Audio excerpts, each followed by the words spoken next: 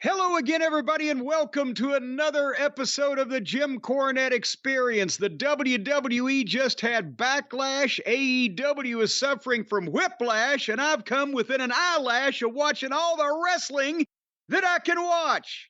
It's the Please God Make It Stop edition of the Jim Cornette Experience, and joining me on this hysterical ride, Hawaiian Brian, the podcasting lion, the king of the Arcadian Vanguard podcast network, Mr. Co-host to you, the man who says about our recording schedule, it will never be over.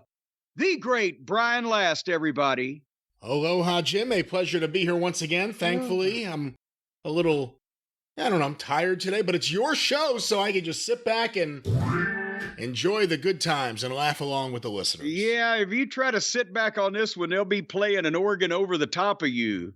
And it won't be at a ballpark either. It'll be as Dream Machine used to say, they'll be ready to lay you out and have some sad singing and slow walking done over you.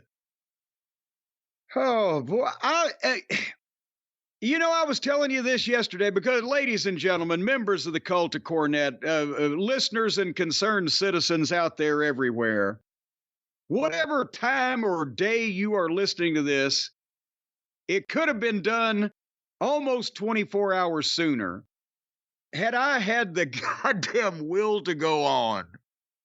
And I said to you yesterday, I said, we just recorded a show 36 hours ago. There's been a Smackdown. There's been a pay-per-view. There's been things going on.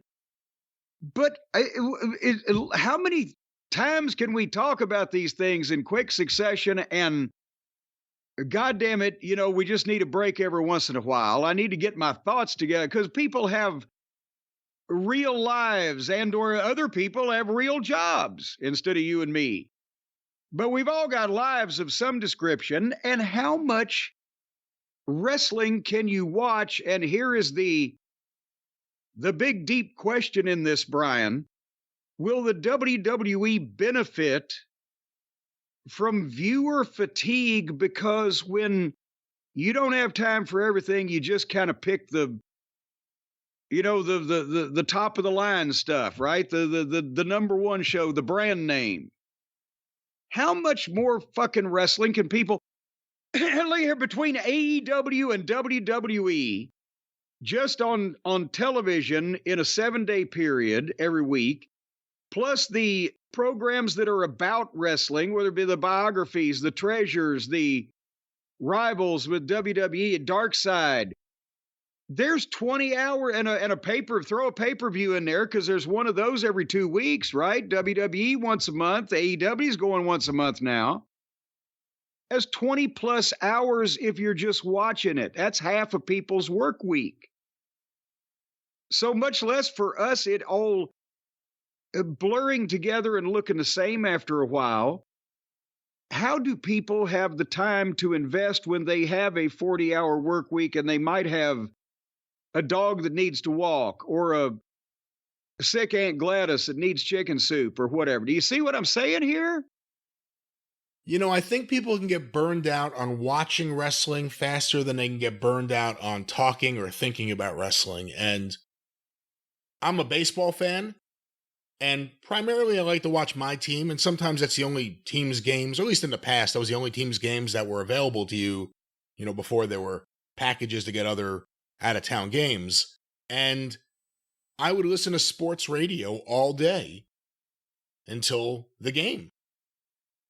I didn't get sick of it. I didn't get sick of the conversation. I didn't get sick of the callers. I got sick of a few of the hosts. Russ Salzberg sucked. But he went away, and the schmoozer stayed. But I think that's the point. People can get sick of the content maybe, or get disappointed with it and kind of hang on the periphery and just wait for things to get better. But no one ever gets tired of thinking or talking or wanting to hear other people talk about wrestling. And or whatever their interest is, because that's kind of two different sides of the potential coin there, in that you never get tired of the concept of what you're interested in, or, as you said, talking about it, which you can kind of control. If you're talking about it with someone, you can end the conversation, or if you are listening to a program about it, you can you can pick that time and you can more listen to a conversation rather than wrestling. You have to put your eyes on it, right? You have to see what's going on. It's a more immersive experience.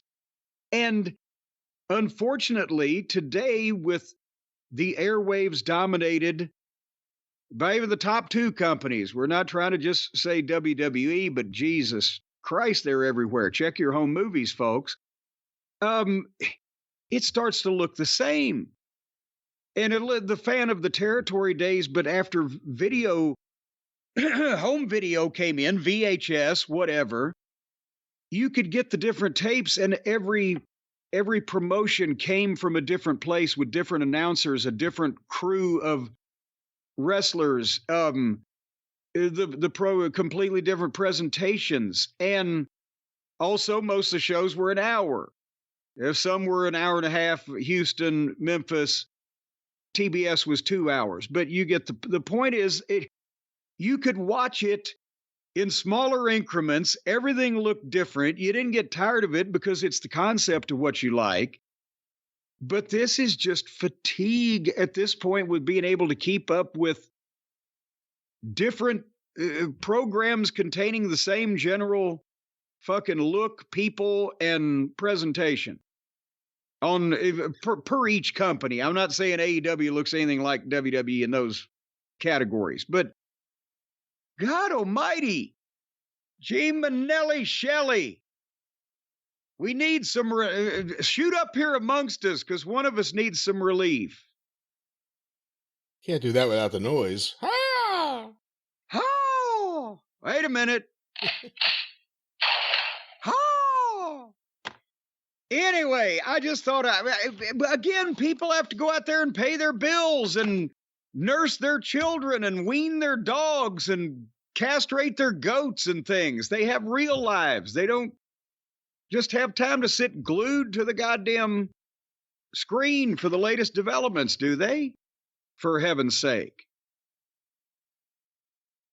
I'm just saying that we're getting so much of this now without an appreciable difference in look or talent, that it just, a few people stand out. We'll talk about some of them later on. Guess what I got? Herpes. Have you been in my medical file over at Arcadian Vanguard? I'm sorry. Forgive me. This is the Terry Taylor file. Let me put this away. Oh, good I kid. I don't know anything about anyone's medical records. Or do Bill I? Dundee one time in 1982 said, fucking Terry Taylor, I can't do the accent, but fucking Terry Taylor, if you have cracked his head open, little pussies would fall out. But anyway, so do you know what I got? Now, besides chlamydia. No, God damn it, I don't even know that lady. I got a package in the mail. I'll have you. See, this is going to be the show, because we're burnt. We're burnt from this. We're tired, folks. We're burnt. Please help us. Start a GoFundMe to send us to fucking a desert island somewhere with no wrestling. But I got a package in the mail from a longtime listener, friend of mine, and a member of the cult, a friend of yours too, by association. Owen Tehan from Ireland, Dublin. Oh yeah, he's a nice guy. Yeah, he's a nice guy. Yes. Yeah. Well, I'm glad. I approve of him. He has my approval. I'm glad he got your seal of Owen. You can continue on now. Don't make any mistakes. Don't fuck up. But anyway, he dropped me a quick line and a small token of appreciation. I love the way they're so polite over there across the pond. But as some Nando's seasonings, where you just put the chicken breast in the bag of seasoning and shake it up and fold it up and put it in the oven, and there you go. And also some chips, potato chips is what we call them over here. I think they're crisps over there, but different flavors of different mature cheese. And I think, well, goddamn, I've forgotten the combinations now. I wish I'd have kept the bags. I ate them already, but mature cheese and dill relish was one of them. And I don't know, that fucking cheese didn't look a day over goddamn 18 to me, but who am I to say? But anyway, Owen, thank you. There was seasoning. It was a T-shirt, some foodstuffs from over there, and and a local Ireland seasoning. Or local Ireland, a local Irish seasoning. I get. Well, it's. I don't know if it's local or regional, McDonald's or something like that. See, I don't have the bag in front of me. We haven't tried that yet, but we're going to cook. I don't know what it says seasoning, but that's the only clue I got. There's no picture on it to give me an idea. Nobody with a flame coming out of their mouth or anything. All right. Here it was got an email from Frank Culbertson. And by the way, he's another good guy. I approve of him too. Well, God, see, I'm on a roll here today. Fuck. Wait till you hear the rest of these names. We could vet this whole crowd.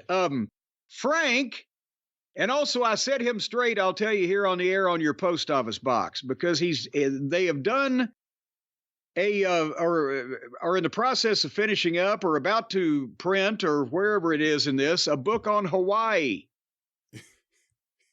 What are you laughing about? I'll reveal the joke on the air. It's not that bad. Every time Frank puts out a book, I buy that book. I'm not ashamed to say it.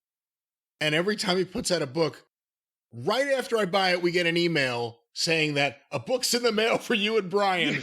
And I never get that book. Well, he had your goddamn. How long has it been since you've lived out in Long Branch or Long Whistle or out on Long Island? It's been a long time since I've been in Long Beach, New York. How the hell did you get that address? There's a lot of books there waiting for you, pal. Oh my God. That's what the problem has been. So, anyway, you got one coming now. Hopefully, we'll see. This is going to be a big test. It's a big one, 540 pages. But he and Mike Rogers, who's amazing, they're the Portland historians, but they've hopped over. It's not even trans-Pacific or whatever. It's just out in the ocean there to Hawaii, and they have done a Hawaii history book that's we're looking forward to getting, especially now that you don't live in Long Beach anymore and haven't for years and years and years. I assume there'll be a large series of chapters on the amazing work of Liam Ivia as a promoter in Hawaii. I believe that's going to be a post-it note in the middle of between chapters 10 and 11. Yes, a mugshot bookmark. Hey, for the first 50 buyers. Well, it worked for Mick Jagger and David Bowie and Johnny Cash. We've got that coaster set. Have you seen that? What, did Getting Arrested? Mugshot? Yeah, no. They're very marketable. They've made a coaster set for your bar or rec room or whatever facility that you entertain in of drink coasters of all these people's mugshots over the years. What about Sinatra? Sinatra's on there. You need that one. That's a big one. You got to have that. Anyway, back to Frank.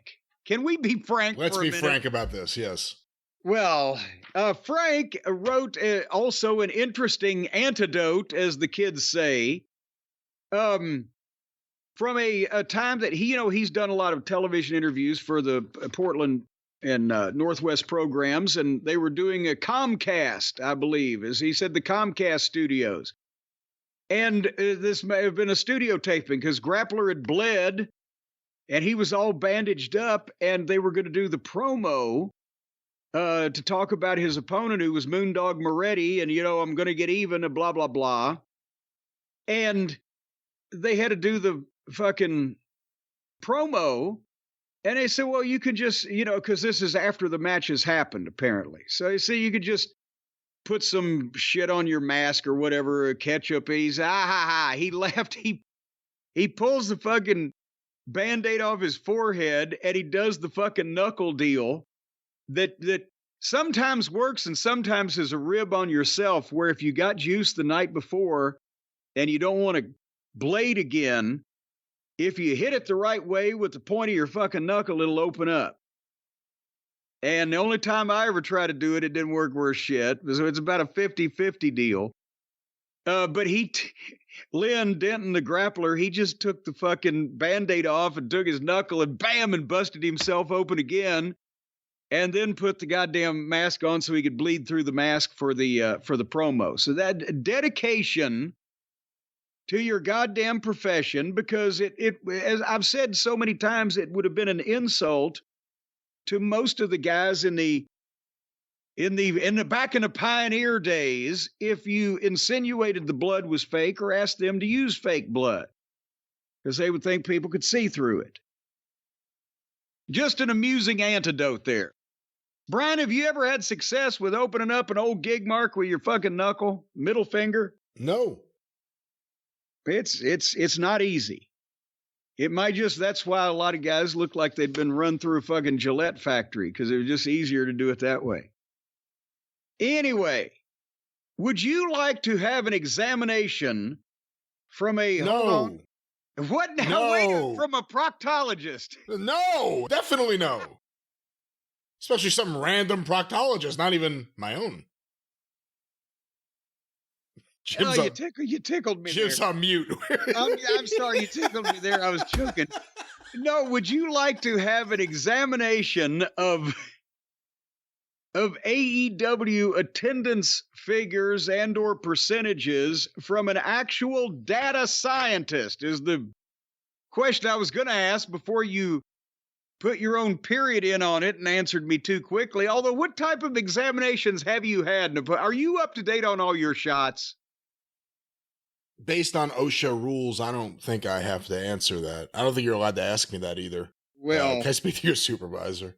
I have none. That's why I turned out this way. Oh, the lawsuit just got bigger. Yeah, well, there you go. And by the way, who's OSHA? Isn't he fucking Ice Cube's son? She looks cute, but she just causes trouble. OSHA's son? OSHA is a girl's name, not a man's name. Oh, I thought it was OSHA Jackson. Who? O'Shea Jackson. Oh, where the hell is your mind going? You threw me off. You keep changing your stories. Anyway, from James, I won't give his last name in case he wants to seek employment anywhere else in the future. In case he has friends or family. Family, people he cares about. But he did say hello to you and me. He's a longtime listener, member of the cult. And one of his favorite parts of the shows are the discussions around the viewership for and attendance of AEW programs, with the WrestleTix quotes, reports, etc.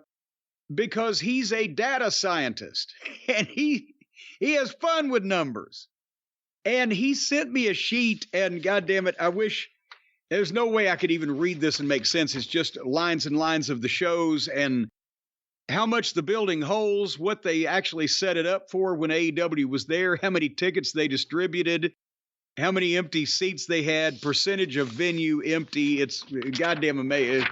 You know, there's these people that have these ability to do these things with these numbers.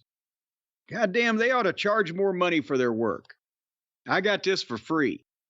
But anyway, there's 4 statistics I would like to bring up to you in this report that's been done here. Would you like to hear them, Brian? Yes, and again, we don't know if we don't know if that's his real name, and we also don't know if he has any of the qualifications truly to be doing this. No, he's just gone. He's from public documentation, from WrestleTix, from things that we have read and that people have been reported in the buildings. He's done all the adding and the subtracting and the gazentas, you know. 2 goes into 6 3 times, 2 goes into 8 4 times, and he's figured all these things up. The average building capacity of the arenas that AEW has run for Dynamite in 2024, just since January 1st, is 12,680 seats. That means that the arenas that they've done their Dynamite tapings in, if you open the full seating capacity of that arena for any event that fills it up, and you average that out, 12,680. That's some pretty big buildings. You know, I actually thought it would have been bigger. I actually thought they were running on average bigger buildings, but that's not even as crazy as I thought it was going to be. See, now I will show you, for example, when they were at the Coca-Cola Coliseum in Toronto, it holds 7,700. The Coca-Cola Coliseum? And when they were in Daly's Place in Jacksonville, that only holds 5,500 no matter what you do with it. And there was the UNO Lakefront Arena in New Orleans, my old hometown, 8,700. That's so. While they were in the TD Garden in Boston at 19,580, or the Prudential Center at 16,000, or the Footprint Center in Phoenix at 18,000. There also the Indiana Farmers Coliseum. Remember we talked about that? They were in the 90-year-old ABA building. That's 6,800. Huh. Of course, now honestly, these are the listed capacities for arenas, but as you know, if you put seats on the floor for wrestling, you can get more in. So for wrestling, you could do over, and Bruiser used to, over 8,000 for wrestling. So this is even worse than we thought, but let's continue on.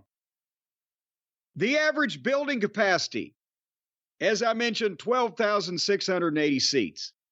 The average number of empty seats for AEW Dynamite so far in 2024, based on the capacity of the arenas they have run, average number of empty seats, 10,235 seats. This translates to an average building being 72.47% empty. Now you say, well, how can that be? Because it looks like there's people there. Well, if you opened up the entire building, that's what we're talking about. But as we know, AEW shrinks it down a little bit to the sections that they can shoot that'll be on camera, and they tarp off things and blah, blah, blah, right? So the average setup, the average building capacity may be 12,680, but the average setup for these buildings is 3,350. That's what they're actually obviously they're setting up a 20,000 seat building for a little bit more. But yes, that's the average setup, no matter what size the building. And one more statistic, and then I will open the floor to your comments. The average tickets distributed, which are sold or given away for promotion, according to WrestleTix, is 2,445, which means there's an average of 1,086 tickets left unsold per show, even with the smaller setups. So that means basically the average then, down here on the chart here, of percent of venue empty is almost 80%. And the worst one, hold on, I'll give you one more, Brian, because this is fun. When they went to the BOK Center in Tulsa, Oklahoma, I don't know who Bach is or what he had to do with it. The building capacity was 19,199. They distributed 1,593 tickets. That means the building was 91.70% empty. Your thoughts? You know, even if we ignore all the booking problems, and it's hard to completely ignore them because they're a big part of why people aren't coming out. The problems with the way they've handled the scheduling of live events has been going back for a long time. This was a Raphael Morphy era problem, where they would run nonstop in Texas, nonstop in California, nonstop in Canada, nonstop in the Northeast, and then burn out every market. There are very few markets, if any, that AEW returns to and the crowd goes up. WWE right now is as hot as they get. They're selling out shows with like no lineup. You know, what are the matches on Raw? You don't know. You don't care. They can't get people in the door. The booking is one thing. They burned out markets, I think, is another. Well, What are they coming back with that is in any way superior to whatever they would have presented a year or 2 years ago at a live event or a TV taping, whatever? You see, they had the wrestlers they had, but they were also the fresh thing. They were getting publicity for being the fresh thing. If there was ever a time for someone to check out something different, even if they didn't have issues with WWE, that was the time. That was the publicity. Now they are just there. And again, this is 2 weeks. AEW has done what for them are hot angles. The attack of Tony Khan, the attack of Kenny Omega. Is anyone talking about it? Is anyone talking about it? No, instead we're talking about a B pay-per-view that took place in France before fans that like to sing. Like, that's the story. Not Kenny Omega potentially having his guts destroyed. Yeah. And the booking's a problem. The live event strategy is a problem. I almost think, and there's no easy way to do it, and I'm, again, not a producer, for them at least. But I almost feel like you show in really small places and make every place feel local. So that you're watching, you should make it almost like, that was one of the things with Nitro that seems stupid but worked. Like the Nitro parties, where everyone wanted to participate. Make it more exclusive, make it smaller, make it feel like each town that you're in, and then grow again. Because instead they're running these big buildings, just waiting to fill them up again? Ever? Well, I mean, I say again. I was about to say, hold on there, cowboy. Yes, they drew 80,000 people at Wembley, or 70,000, or 85,000, or whatever the goddamn number. The turnstile count, you got to remember. Where, well, they're gonna just do, a little over half of that again this year, and they've drawn some big crowds. But let's face it, in the last year, right? Their business, their live ticket sales have not dropped 75%. Or even if they're not doing a half of what they did, they were in big buildings last year and year before that were too big. Because Tony, I guess, is convinced and set down at the start that they were going to fill them up. So they just, except for the pandemic, obviously, that's what they've been doing. And they ain't been filling them up. That's what, like you said, are they just wishing? But you could have made a course correction from last year. Arenas book in advance, but not that far that you can't fucking change something you're going to do a year from now. And they've had this warning for a while, and now they're piss holes in a snowbank. So I don't know what the fuck they're thinking. Or are they thinking? I think they're thinking, but maybe it's the wrong thinkers. Maybe it's the wrong thinkers. You mean they're thinkers or stinkers?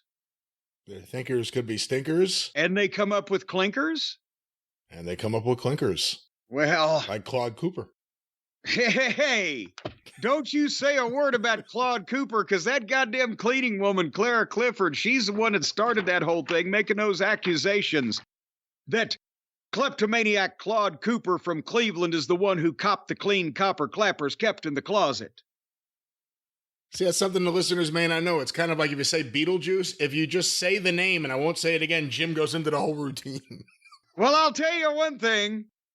If I ever find kleptomaniac Claude Cooper from Cleveland and copped my clean copper clappers that were kept in the closet, I'll clobber him. Amazing. All right, another email. Bonjour, Jim and Monsieur Brian Last.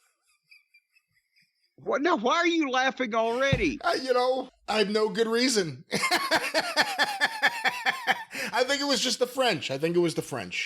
Well, is it because this man's French? Monsieur Brian. How come you're not Monsieur Jim? Well, because I'm Bonjour Jim. Bonjour Jim comes before Monsieur Brian Last. Isn't Bonjour hello? Well, hello, Jim, and what's Monsieur? Is it Master, or is it Monster? Is it Mister? What is it? I think you're his masseuse. Oh, hello. But you rubbed him the wrong way, so he had to fire you. Anyway, nevertheless, hey, this gentleman whose name is Marty. So he sounds about as French as I do. But maybe that's a fucking Americanization of his name. But anyway, he does say, I am a fan from France and listened to the podcast for a couple of years now. I write you today for your next review of SmackDown and Backlash France and give you un petit resume of what the fuck the crowd in Lyon was saying.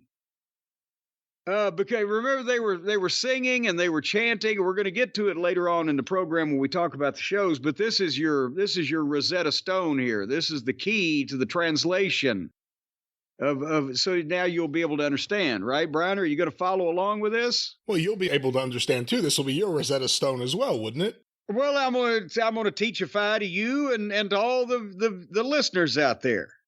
Teachify, okay. Teachify. Marty, our Frenchman in residence, goes on to say after every count, like the referees count, they were saying undo, simplement do, which means 1, 2, only 2, or simply 2. It's a catchphrase used by Monsieur Philippe Chirot and Monsieur Christopher Aegis, the two French commentators. Do you remember they were at the French announce table? They didn't have the Spanish announce table. They had the French announce table, and those were the Monsieur Philippe and Monsieur Christopher.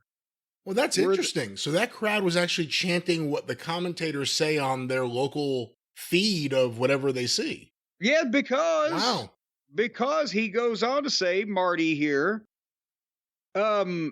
they commentate everything WWE here in France for the past 25 years. This chant was a big tribute for them from the French fans because they barely get acknowledged by the office in the WWE for their work. And if we, the French fans, are this passionate, it's because of them. So apparently they're music teachers also. But he says they do an amazing job to keep the fans interested even when it's boring. And then there was a big chant for AJ. And Corey, but you're super hearing. You probably just pick it right out of the air. I can't tell what they're saying when it's in English. But apparently said the second big chant for AJ was, Il est vraiment phenomenal, la la la la la la. That sounds exactly like what it was, yeah. Well, that means he truly is phenomenal, la la la la la la. Apparently, la la la la la la is the same in both. Maybe it's an international or just a global language, the language of la la la la la la. But you can't really translate la la la la la la from French to English. It sounds the same. But did I pronounce all that right? I mean, right enough. Well, the backstory of this, apparently, according to Marty, is that it's an old song, a one-hit wonder in France back in summer of 1997. That's an old song to Marty. My socks are from 1997 I'm wearing right now. Anyway, other chants, when a heel was taking over, they would say, say it tight, C apostrophe. How do you do C apostrophe E with a drava over it? I don't know. Say it tight? Say. Say, you say? Is it just your say-so? Say. Say what you want. Don't play games with my emotion. Say it tot méchant, which means it was mean. Or the variation, sayest pas gentle, that was not nice or that was nasty. So can you imagine people in English chanting, that was not nice? And the French are so much more musical because ours is just barked out like fucking marching orders, like we're a goddamn bunch of Gestapos. But they're just singing their way to work. See, what scares me is wrestling fans sometimes copy other wrestling fans. I kind of like when it's something unique to a specific area. When you go to France, The fans will be singing and dancing in the stands. And, when you go to England, they can all be chanting and, have a beer in the other hand. And, if you go to America, they're going to, sit there and intently watch. Yes, and take pictures and send notes with their phones. And fuck you, JD apparently does not need a translation. And then also when the table was broken, they chanted Aegeus and Chirot for the French announcers. And also for the Street Profits on SmackDown, they chanted Allez les Blues, which apparently means let's go the blue ones. Les Blues. That was Misty Blues stable's name in France. The Les Blues? Yes. They had a big tour of all of the finer fucking video stores. But apparently that's a football reference. Let's go the blue ones. It's not racial against the blue people. That's a football reference because the French team plays in blue. So they say, Allez les Blues. Let's go the blues, the blue ones. There were certain people in the mountains of eastern Kentucky and East Tennessee at one time that their skin turned blue because of inbreeding over the generations. One time in the locker room, I blew myself. Thank you, Lanny, but we're not talking now about your skin tone. I, the genius of glory and renown, blow myself. But quit it. But anyway, those are the translations of some of these things that we'll on the shows we'll talk about later on. Good heavens. Did you ever take any French or give any French? No, but my Spanish teacher for the 2 years before I dropped it in high school was a Frenchman. Well, that doesn't seem like that would be allowed, does it? Aren't they violating some kind of fucking gimmick infringement rules there? I really didn't like him. He was a bad teacher, and he was hard to get along with. And then once I left his class, I really saw him as the sympathetic, sad character. And I really started to feel bad for him. Well, you're ashamed the way you treated him, huh? I didn't treat him bad. I laughed at the way other people did. I laughed. Well, I laughed very loud. I got kicked out for laughing a few times. There you go. See, that's even worse. Laughing at the other man's misfortune. I'll tell you, I always gave my teachers respect, and I'll have you know that every single one of my teachers all through school, they said it was amazing. I was the only student they'd ever had. They could not teach me anything. Did you take French?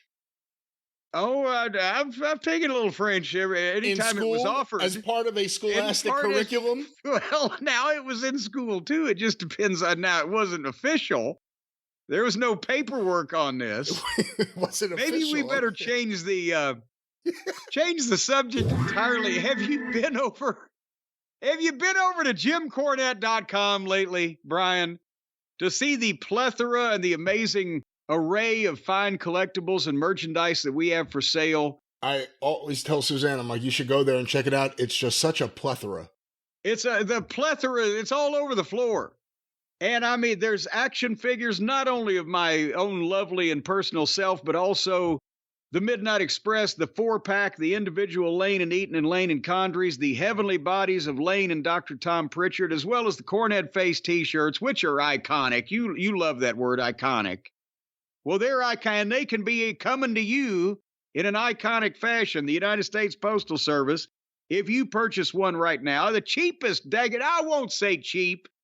That implies a level of fucking shoddy workmanship. Inexpensive, affordable, quality merchandise, the DVDs, the books, the magazines, the fingerprints, so much more. Go now to JimCornette.com and send some money, and you will be rewarded soon with things to hold and squeeze and call George. However, I'm also going to have some big news next week on something that I've recently found out that is winging its way to me, that's going to be offered to the fine folks this summer for amazingly low prices. More news on that next week. Yeah, the bird flu. Oh, come on now. I'll have you know that my deal with Bertie Sanders is I've let him have that nest if he doesn't bother. And he has not pooped on my desk or any of my shelves one time. He's a very neat bird. And for those of you who don't know what I'm talking about, I've had a bird move into a nest that it built on top of my garage door opener in the garage. And I'm thinking, because now I go out there and talk to it several times a day, and we look each other in the eye. I'm 2 feet from it, face to beak. And it doesn't bother him at all. He knows he's cool here. And we have a casual conversation, and he's in there first thing in the morning, and then I tell him good night. Good night, Birdie. Good night, Jim. He talks back to me. And I'm hoping that there's some eggs in the nest, and we'll get the chirp, chirp, chirping, and I'll be able to up close it. He doesn't seem to be picking at his seed. I guess he's going out to get the worms. We've had all the rain. Would you think if you were a bird, you'd prefer dry seed or wet worms? I think wet worms would be kind of a delicacy, right? Well, and especially if he or she indeed is eating for 2 or 3 or 4 or however many there's going to be, then maybe that's why they are going out for the birds or for the worms, for the birds. Do they have, I don't know too much about birds, and I know you're a bird lawyer, so I'm asking you, do they really enjoy what they eat? Do they enjoy taste? They just like throw shit in their mouth and gulp it down. Do they have taste buds? Do they enjoy what they're ingesting? Well, now, first of all, I just defend them. I don't, pass judgment on their eating habits. So just because I'm a small town bird lawyer doesn't mean that I'm a bird nutritionist. However, I would assume that it's kind of a genetic thing that you would enjoy the thing that you need to consume in order to remain alive, whatever that food is. So they may not like cheeseburgers and Reese's peanut butter cups like normal humans do. But at the same point, we wouldn't want to eat a worm, but it works for them because they probably don't have the facilities, especially with all the modern building codes related to these nests, to put a full kitchen in where they can be frying burgers. Or, and then where would you toast the buns in a bird's nest? Over a fire. Well, then why are you... Did you realize how much trouble that would cause if you set a fire in a bird's nest in order to toast the buns to go on their burgers that they don't eat because that's why they eat worms? Because they don't have a kitchen in their fucking nest? See, why would you want me to feed my bird a cheeseburger? Why would you even bring that up and suggest that? I remind you, we're talking about JimCornette.com. Well, we were, but I was done till you fucking insinuated that I would be sending people out bird feces somehow. I did not insinuate that in any way. And besides that, I just signed the stuff here. The feather bottoms are the ones that's shipping it out. And there's no birds at the feather bottoms. Amazingly enough. Always passing blame. I'm always passing gas. Speaking of, see, folks, it's this kind of shit you're going to get when they work us too hard. What was I going to, I was going to mention. Oh, yeah? Yeah. It's time for Jim's mentions here on the show. Well, I'm on a bench and I'm mentioning. I was going to mention this past week's episode of Dark Side of the Ring featuring the Sandman.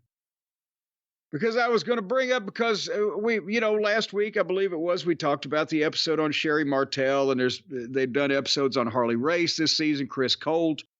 By the way, the season finale coming up this week, probably Tuesday night, goddamn, maybe tomorrow, maybe by the time you hear this, it will have aired, is going to be Black Saturday, but it's going to be rerun. So jump in and catch it many times. I'm on it. Is that a 1-part or a 2-part episode? That is, I believe it's just a 1-part, unfortunately. Oh, okay. For some reason, I thought it was going to be a 2-parter.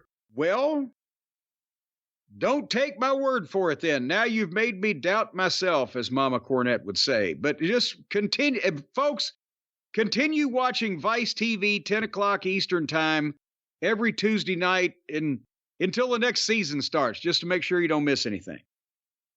But nevertheless, the point is that this last week was Sandman. And I'm going to, in interest of full disclosure, I have met Sandman, but do not know Sandman.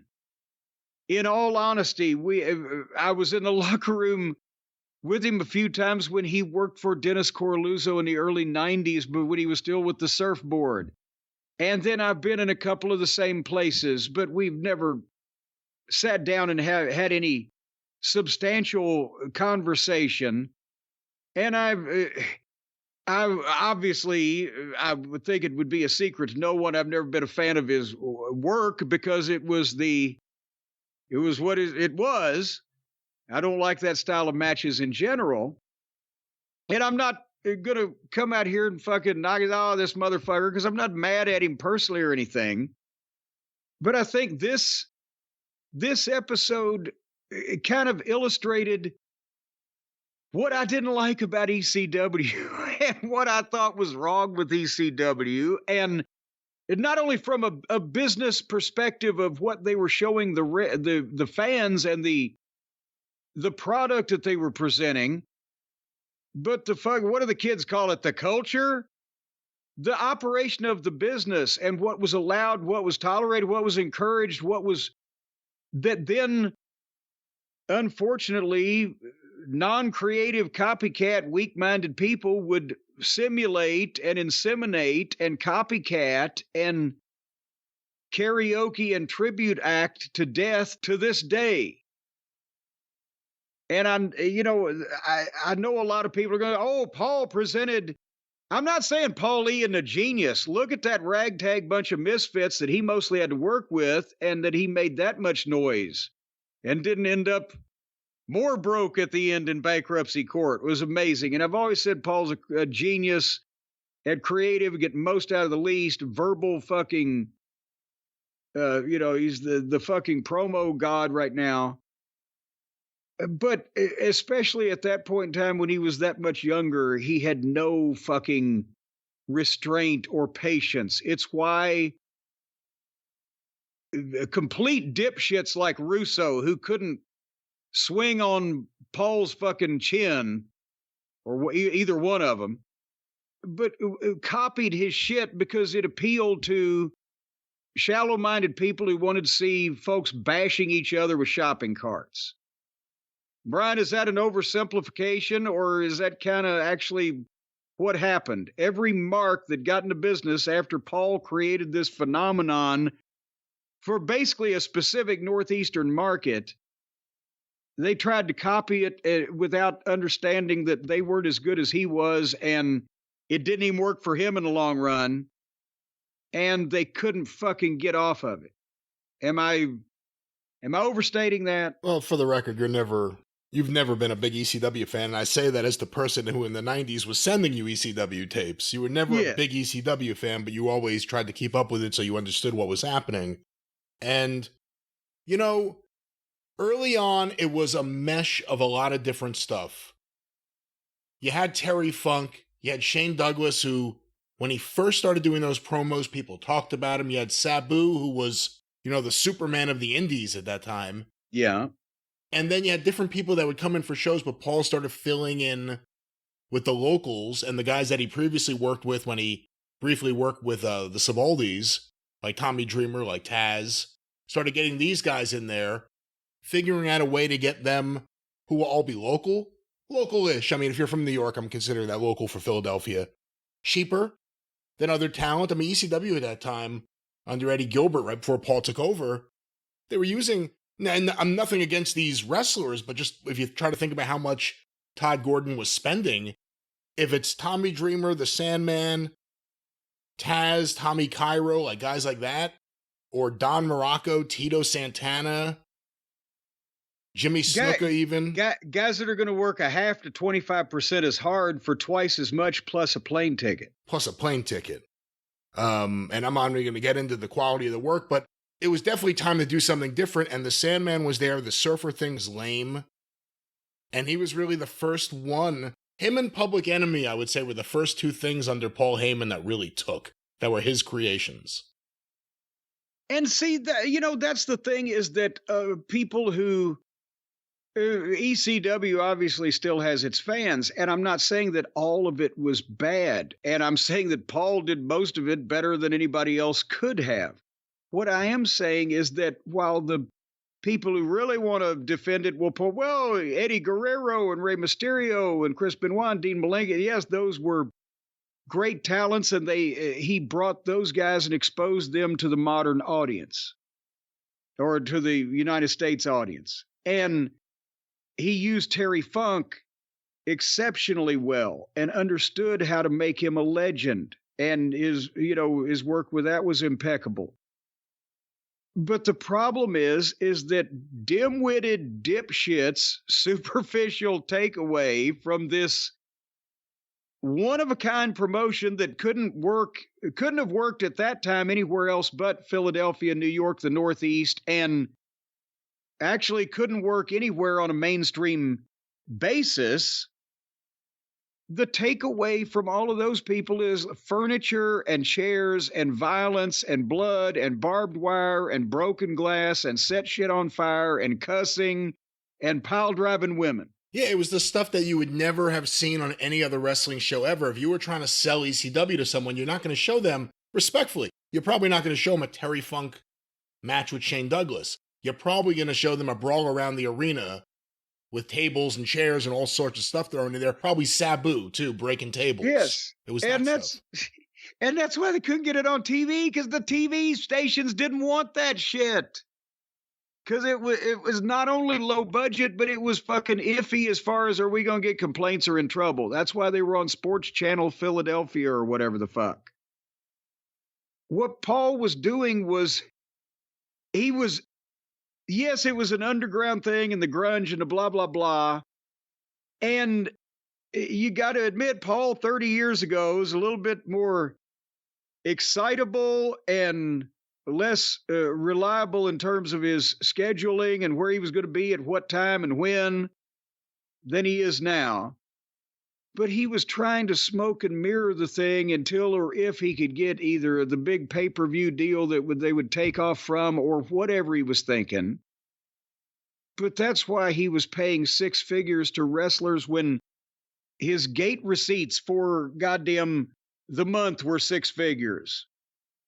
And, but the point is, getting back to the point I was trying to make that Sandman's Dark Side of the Ring drove home, was that that's what everybody's taken away from when they chant ECW. It's because of tables, it's because of furniture, it's because of all that shit.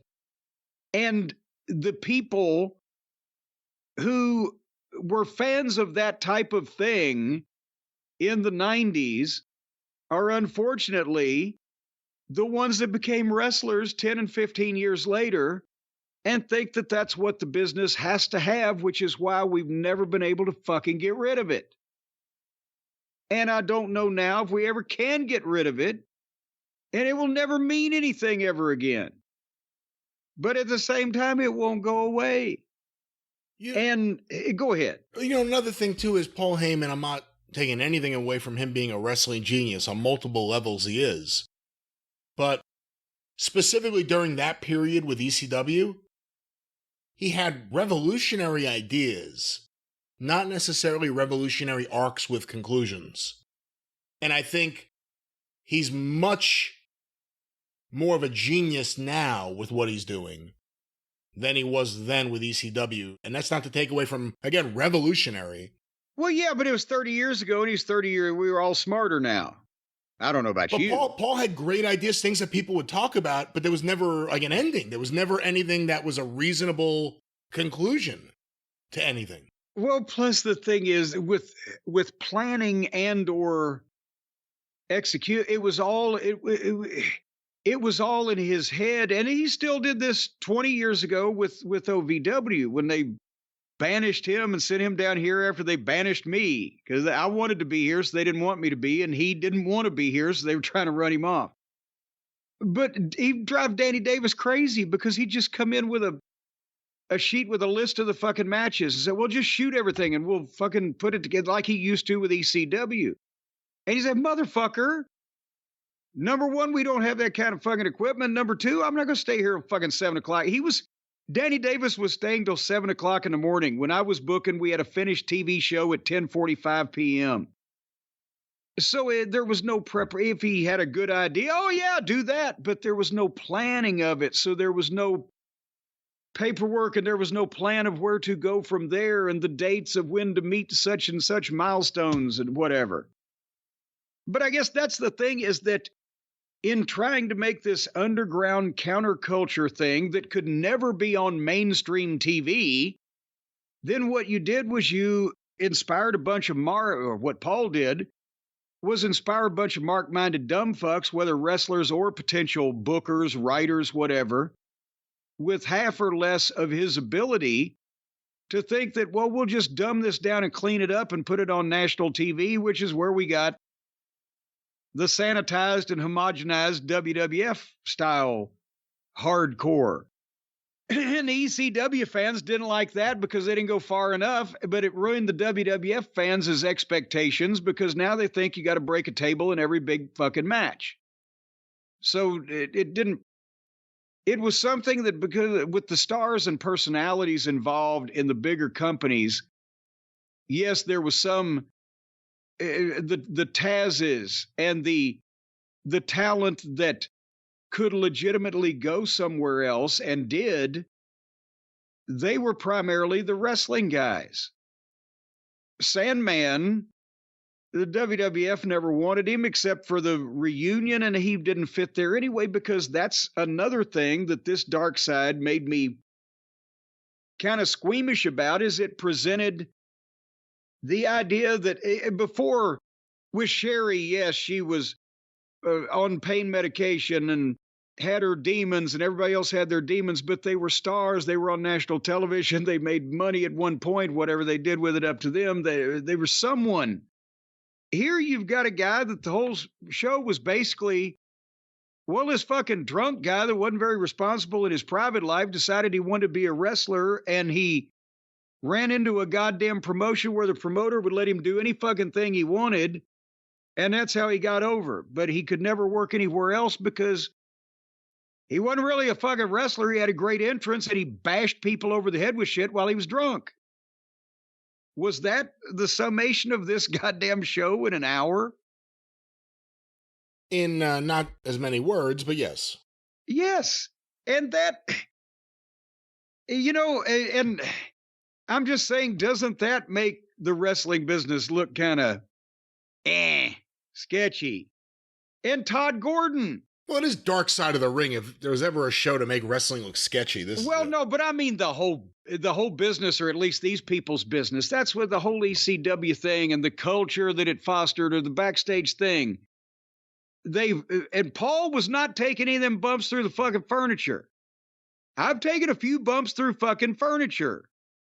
But only when necessary, and not off the fucking roof. And I tried to never ask anybody to do anything that I wouldn't do or wouldn't do if I could do it. I can't do a standing drop kick. Blow me. But he was telling these guys to fucking do this shit, and the scaffolds and the barbed wire and the hanging shit. And everybody in the locker room's on pain pills, and everybody's on fucking drugs.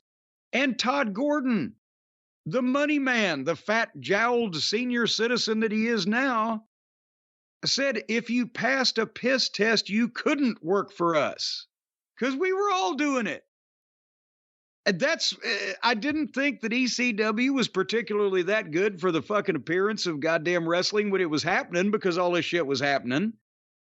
And in hindsight, with all the people that have had body parts replaced, or, you know, need something replaced, or they've had substance abuse issues of some kind, or their careers came to premature ends, or they faded into obscurity because of cognitive issues, or combinations of all those things.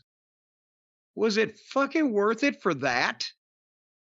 What the fuck? And everybody, when Smoky Mountain Wrestling went out of business, I paid the boys, stiffed a couple of radio stations and a TV station, and nobody had brain damage or a goddamn substance abuse issue that they didn't have when they started working there.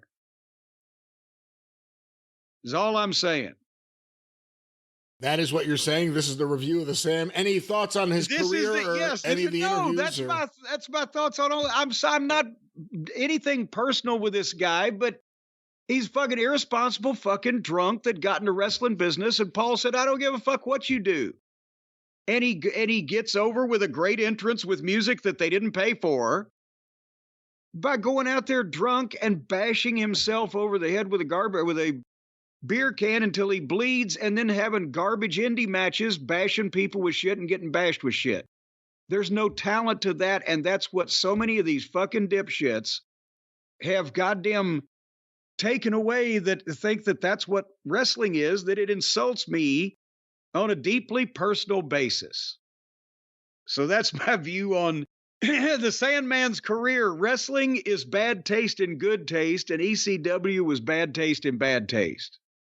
Remember, you might have seen some of the OVW shows. For about 6 months, I think between 2000 and 2001, I had an OVW hardcore title because everybody else was doing it. All right. So we'll do that because Flash Flanagan, he was wonderful at those kind of matches, and I was trying to give him something at first, and then later BJ Payne, a few guys. But to be honest, yes, you could flip the table in, and nobody was going crazy with barbed wire, and it was still Kentucky with the commission. We couldn't do, blood, but we'd break a table every once in a while, or the guy to get hit with a chair, we do the garbage can or whatever. And you could do the fire extinguisher spot. But then after a while, I was looking at the TV one night, and there's garbage laying in the ring, like on every other one of these horseshit wrestling shows that were on national television that I was trying to not be like. And I say, you know what? I don't want to see that picture of a bunch of garbage laying in my fucking ring on my TV. And I sent out a memo to the boys saying we're abolishing the hardcore title because I don't want to see a bunch of garbage laying in my ring on my TV. So everybody's got to go back to learning how to not break the rules. And every once in a while, we'd still book a gimmick match or whatever the fuck, but it's too much. It's too much. Is that too much for you, Brian? It's too much for me. Maybe I should start a store. Brian, that is very true, because if some of these hardcore wrestlers had just thought ahead, instead of damaging their skeletal structure and destroying their brain cells and breaking their body parts until they look like slinkies walking down the fucking stairs, instead they should have opened a store. They should have opened an online store. As a matter of fact, back in 1993, if you had opened an online store, I bet you'd have made a lot of money by now.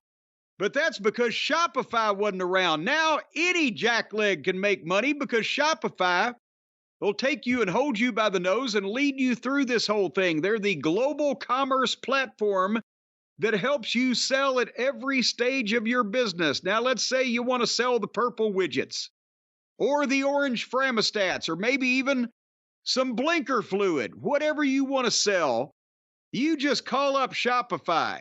Over there at shopify.com/JCE. That's the code you got to use in lowercase, by the way. And also, this is the secret knock. So then you go to shopify.com and you say, I want to sell this stuff. What can I do?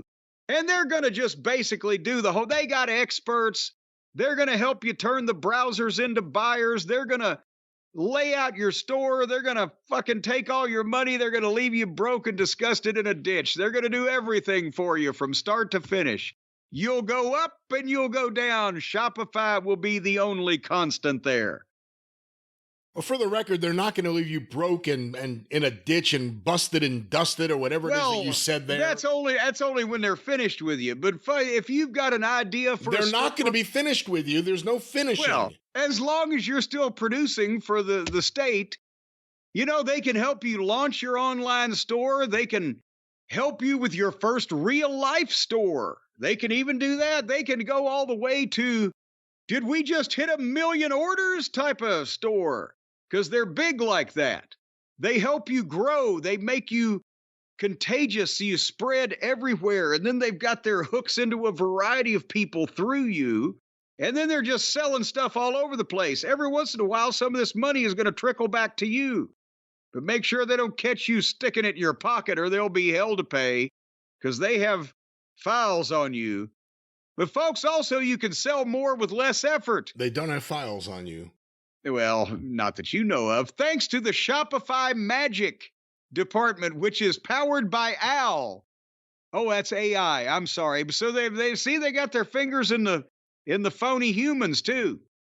And Shopify powers 10% of all e-commerce in the United States. They're the global force behind millions of entrepreneurs of every size across 175 countries. So they're everywhere. If you try to get away, they will know where you are no matter what corner of the globe you flee to. You're not going to have to flee, especially from them. Well, I didn't say you were fleeing from them, but if you think you're going to be somewhere and they don't know about it, well, you're sadly mistaken. 170. How many countries are there in the world? They're in 175. That's a lot of them. That's a lot of them. And Shopify's extensive help resources are there to support your success every step of the way. Just cooperate at all costs. Businesses that grow with Shopify. And right now, Brian, how much should this cost, a service like this, where they can take your product, set up the site, the store, the boom, take in the money, give you part of it? How much should that cost? A lot of money, right? Right. Well, it doesn't. Because right now you can sign up for a $1 a month trial period at shopify.com/JCE, lowercase, shopify.com/JCE, and you can sign up for a $1 a month trial. $1 a month, that's 3.3 cents per day, except in February where it'd be a little more expensive. But then again, I still don't think it's going to break your fucking budget. So you're going to make a ton of money. You are going to make more money than people selling pussy on a troop train. If you go right now to shopify.com, they're going to make you big bucks. That's right. Big bucks from Shopify. And those aren't the counterfeit bucks either. All right, well, Brian, before we go any further, I know that you have been you've been on the social media and anti-social media beat for Arcadian Vanguard and the programs here. We've got wrestling-related personalities in the news, giving their views, making some stirring comments about things. Let's gather those up into one segment here.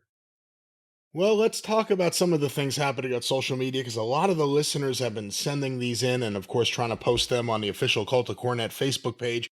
If we don't approve your post, but the post is up that you wanted to talk about, don't argue about why we didn't approve your post. Or I was there first. We approved one that covered the issue so that the conversation could start. Talk about it. Don't start again, right? It's not about you. That's the point. But Jim, now a lot of people are going to say, when are we going to get into the fucking Facebook page? We're still doing that, right? Oh, yeah. A lot more people have gotten in. We're now at 13.6 thousand members, and how many's waiting? Several tens of thousands. Well, yeah. I mean, yeah. But we're going through it, and today could be your lucky day. But Jim, on social media, things are happening. People are letting us know about it. I guess they're doing a match between Sheamus and Gunther coming up. Have you seen this? I'm looking forward to that. That should be a banger or a burger or a Burgermeister. See, that way, Sheamus is kind of meeting in the middle there because he was known for the bangers, and then Drew said he was known for burgers, and now he's fighting a man who in another life could have been a Burgermeister. Well, Sheamus apparently tweeted out, and then immediately, or when I say immediately, 10 minutes later or so, deleted it. 12:47 p.m. on the 5th of May, 2024. Sounds classy when you say it like that. The 5th of May, 2024. Sheamus tweeted out at WWE Sheamus, an Austrian man with a funny haircut has a thing for military-style coats, proclaims superiority over others, hangs out with Germans, and betrays his Italian ally. With an emoji that's kind of disgruntled, one eyebrow up. I don't know what you call it here, but now the real Gunther has not commented, although a fake Gunther Twitter account did comment. Wait a minute, there's a fake Gunther? Well, apparently, because a lot of people thought it was real, not realizing, I'm not even going to say the name, but it's not the real Gunther, but they replied, what the fuck? So, an interesting tweet that was up and then down from Sheamus. What are your thoughts? Yeah, well, I mean, where's he? He's from, is he Scottish or is he Irish? Irish. He's Irish. Well, they've had their own, I think, right? set twos and conflicts or whatever over there. He's not that old. So maybe he doesn't realize that, well, it's probably, I don't know. Is it different when you compare people to Hitler in foreign countries than the way it's taken over here in the United States or potentially in Germany?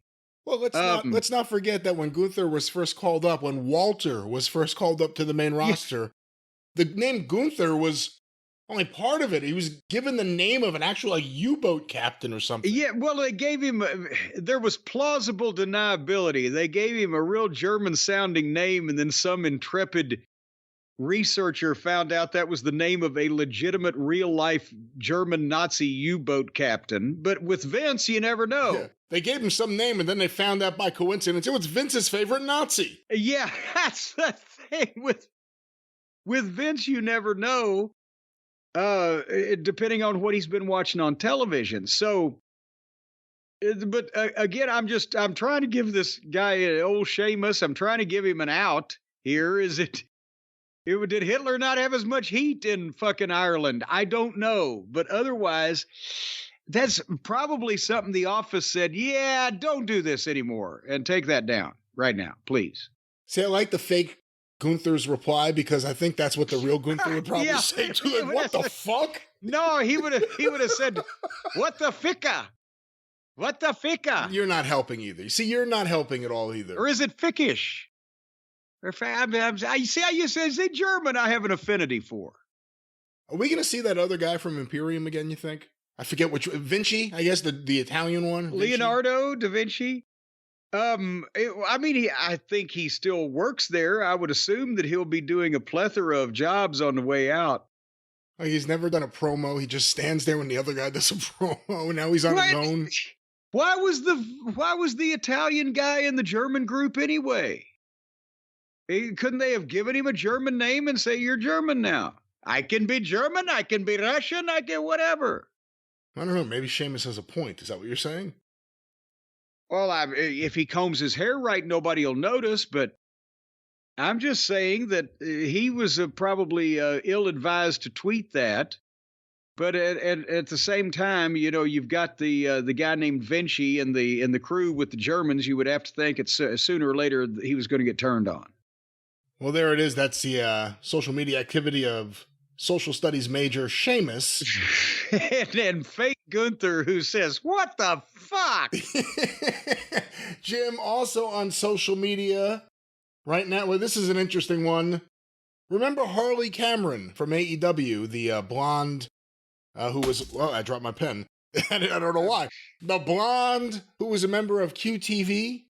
Oh, the QTV girl that did nothing and stood around a lot. Well, she posted a photo on social media, her in a very revealing outfit, a very short tank top, lots of underboob. Wait a minute now. Is that something you can just say just right here on the broadcast without being censored? Underboob, isn't that suggestive? If she could show the underboob, I could say the underboob. But she tweeted out, thinking about how I'm actually the better representation for hashtag hot girl graps. Simp for me, Mariah May. And a few emojis there, so she sent this to Mariah May. Okay, maybe you're going to have to read it slower. Maybe I need to be younger. What the flying French fried titty fuck underboob is she talking about?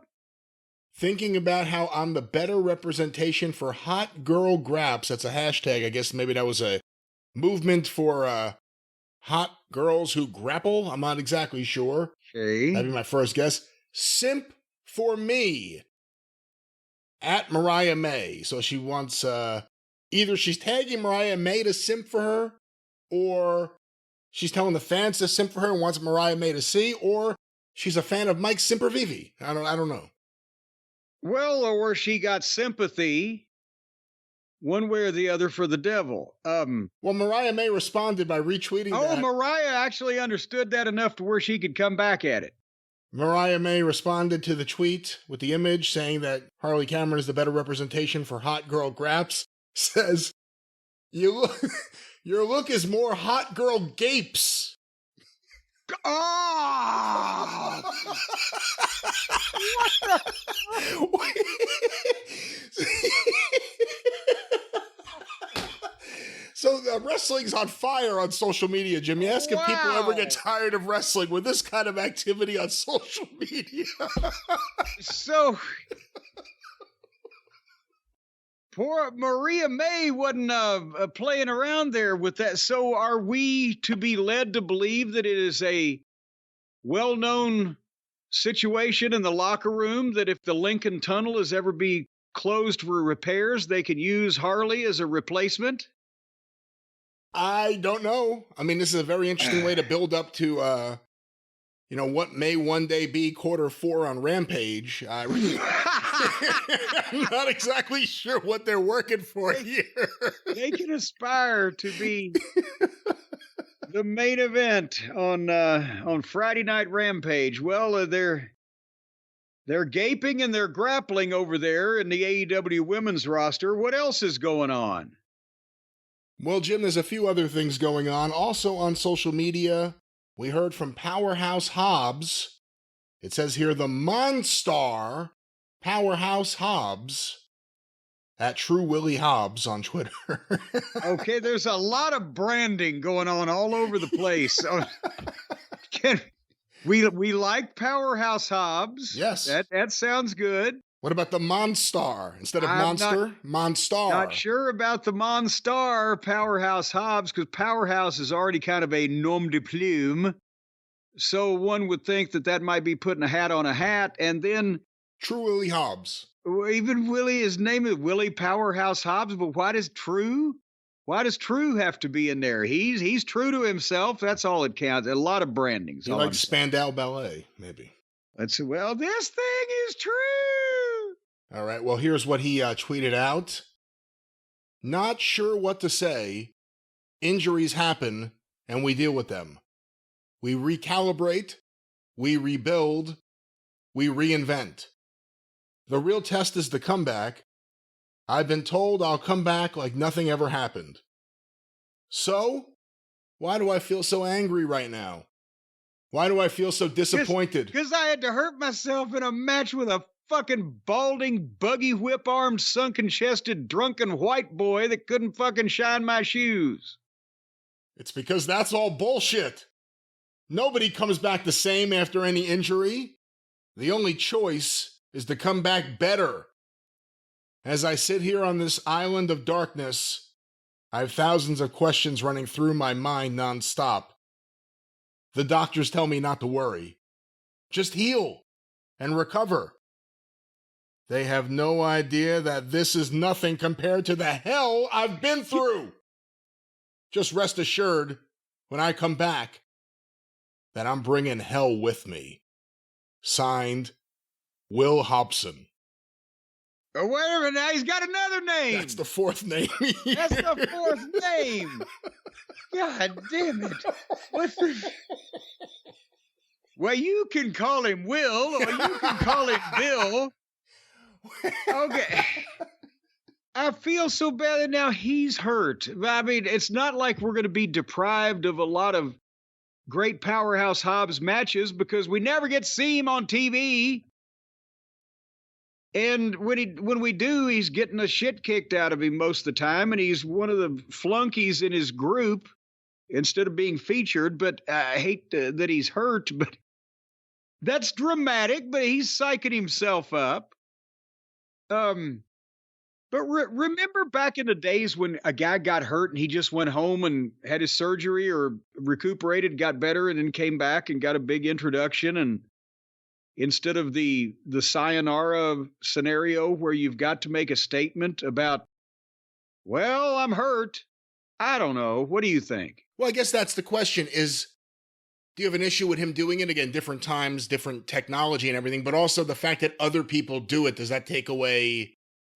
I guess it doesn't really, I mean, it's his real emotion, obviously, coming through here. He signed his real name. He had 4 options. He chose this one.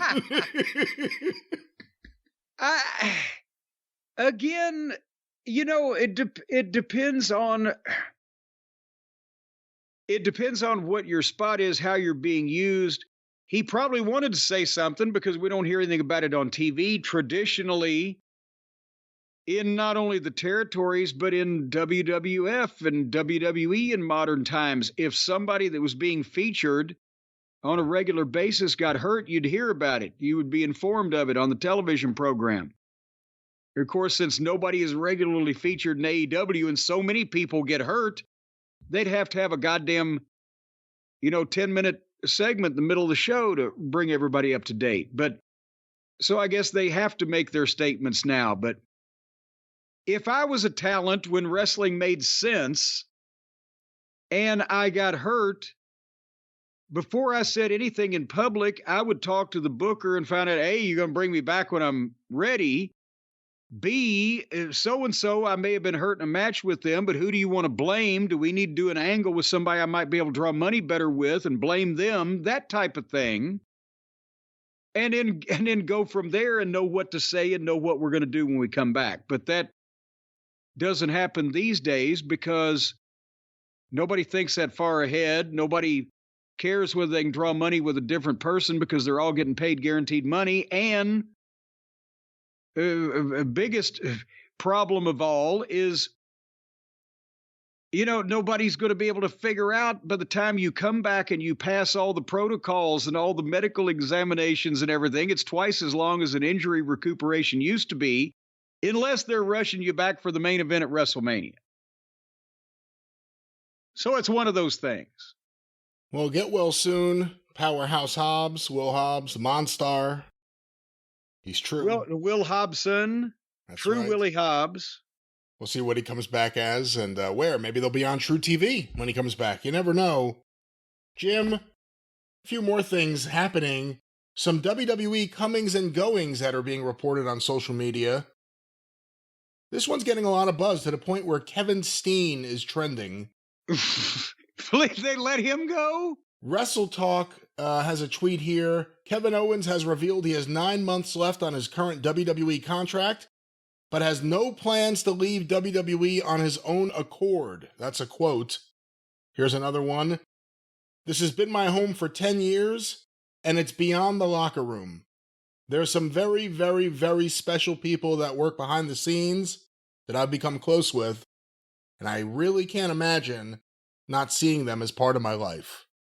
And I really can't imagine anywhere else in the world it would pay me even a remotely fraction of the money that they're paying me right now, besides AEW, wherein I might be able to play with more of my friends, but I would be at the mercy of the fucking lunatic running the asylum. Well, it's interesting, too. The first quote was, no plans to leave on my own accord. Well, that's just a kind of a flowery way of saying, no, they're going to have to run me off or kick me out or whatever. No, it's not like... I don't think they are trying to run him off, nor do I think that he would think about leaving to go anywhere with the position he's got in the biggest company in the world. But I think that's just a matter of semantics. I don't think he's trying to insinuate there's some kind of conspiracy theory to get him out of there. And the other thing, too, is if he was going to jump to AEW, he would have done it a couple of years ago when Vince had to re-sign him, and things were a lot more rosy in AEW then than they are now. Yeah, and things were a lot more fucking prolapsed in the WWE than they are now. If he re-signed to work for Vince McMahon, he'll, I'm sure, be happy to work for the variety of people that are there now. Jim, this next one is getting a lot of buzz, and specifically listeners are asking for your thoughts on this because of the connection. I have an article here in the New York Post by Ryan Glasspiegel. Jerry the King Lawler out as WWE commentator after 3 decades. Jerry the King Lawler's reign has come to an end. What the fuck? The Post has confirmed that WWE did not renew Lawler's broadcasting contract. However, contrary to the tenor of reports in the wrestling space, a source said that Lawler, 74, remains on a Legends deal with the company. Lawler first joined WWE as a color commentator on Superstars in 1992 and would mostly remain in that role, working the flagship shows Raw or SmackDown, as well as pay-per-views, until 2016. His partnership with play-by-play broadcaster Jim Ross during the fabled Attitude Era formed the soundtrack of countless memorable moments in pro wrestling lore. It goes into a little bit of his medical history there, but let me stop there and get your thoughts on this, Jim. Well, it's insane that, like, the end of an era. I love Lawler. I was a Lawler fan from the time I started watching wrestling. I'm not saying anything detrimental to him, but why are people thinking this is the end? How long has it been since he regularly did color commentary on any of the major programs to begin with? Do you know off the top of your head? It says here in the article he was away from the company for about 9 months in 2001, of course, but he also returned for a stretch between 2019 and 2020, right before the pandemic. Yeah, so that's been 4 years, and we're talking about a 74-year-old man, and I'm 62, so I'm not, like, being ageist. He's had a stroke. He's recovering from that, and I read somewhere he just had, I think, a knee replacement. So the point is, he's still under a Legends deal because he is a legend. And also, you're not going to see Jerry Lawler on a dark side of the ring for lack of funds, for not saving his money. He's got more money in the federal government. He enjoys being Jerry Lawler and being a personality, and being a wrestler and being an artist or whatever, but at this point, is it people are treating it like they've kicked him out in the street and he has no place to go and nobody to support him and help him? What the fuck? He's a rich man in his middle 70s who, because of his health, has had to slow down. So why would they re-sign him to another announcing deal? And instead of, okay, Jerry, you're in a Legends deal. They've done DVDs. I'm sure he'll guest on something, you know, when he feels like it, the time is right. He was back, I think they're live at least for the crowd the last time they were in Memphis. So they've not, like, the new ownership has not said, well, let's get rid of this motherfucker, kick him out in the street. We don't care, he's got nowhere to go. It's just you're not renewing a contract of a band that's as close to fucking 80 practically as he is to 70 and probably doesn't have any plans to do announcing in the near future. How is that newsworthy? Well, again, people see it as Jerry Lawler fired or something, but again, well, but that's not... He can't do the modern commentary style. Most people can't. You have to yell a lot. He's an older guy. He may not have the vocal strength that he used to, and if you're not going to use him in that role, then he's not a commentator. If he's not a commentator, he doesn't need a commentator's contract. Doesn't mean the relationship ends. A Legends deal, we hear different things about them. What would that exactly include? That means, like, they would make action figures or t-shirts with them? Well, no, with some guys, and I don't have one because I've never intended to sign one. Remember, I've been on that no contract thing for about the last 10 years. You would have lost money if you signed one. Well, and that's another thing. Because if guys are not set up to do their own merchandise, exploit their own intellectual property, and they're retired, the Legends contracts, they are eligible to get action figures or have merchandise done or whatever. With Lawler, I would think it might even be more extensive in terms of appearances if and when he does them or feels like it, or, some appearances on some of these pre-game shows or whatever, or I don't know. But the point is, it's not like, and he's still going to have whatever royalties he's been receiving from what he's done in the past that's been eligible for royalties for. So it's not like they're just cutting him off, firing him, kicking him out. Fuck you, we don't want you around anymore. But there comes a point in everybody's, this is what I've been talking about with, when I say I'm amazed that Paul Heyman wants to go to France and fucking Saudi Arabia and all that shit at his age, or anybody my age wants to go anywhere. At some point, any business is not going to renew even their CEO if he's fucking 74 and, you know, he's on oatmeal or whatever. I don't know. So it's not like that this is a guy who was just very recently regularly featured on television, still intends to be in the business and on a full or even part-time basis and needs it as a form to make a living. You know, the king deserves to put his feet up at this point and watch the Browns or whatever. Would you hear this line in a classic newspaper?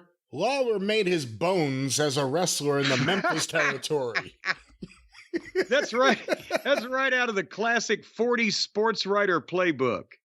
Well, that's the comings and goings news, or whatever you want to call that. But Jim, there are a couple things here that a lot of listeners have been sending in, both having to deal with Ric Flair. I don't know how much of this you've seen, but I got up this morning and I've been out twice before we started recording, but in the middle of that, I saw that he's had an issue with pizza people. That's pretty much what I know so far. Well, Jim, yesterday, as we are recording, May 5th, 2024, 4:43 p.m., Ric Flair tweeted out, every word beginning with a capitalization.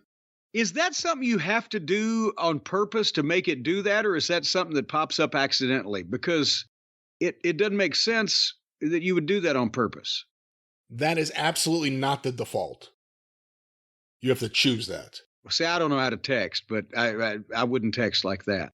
Why is that done?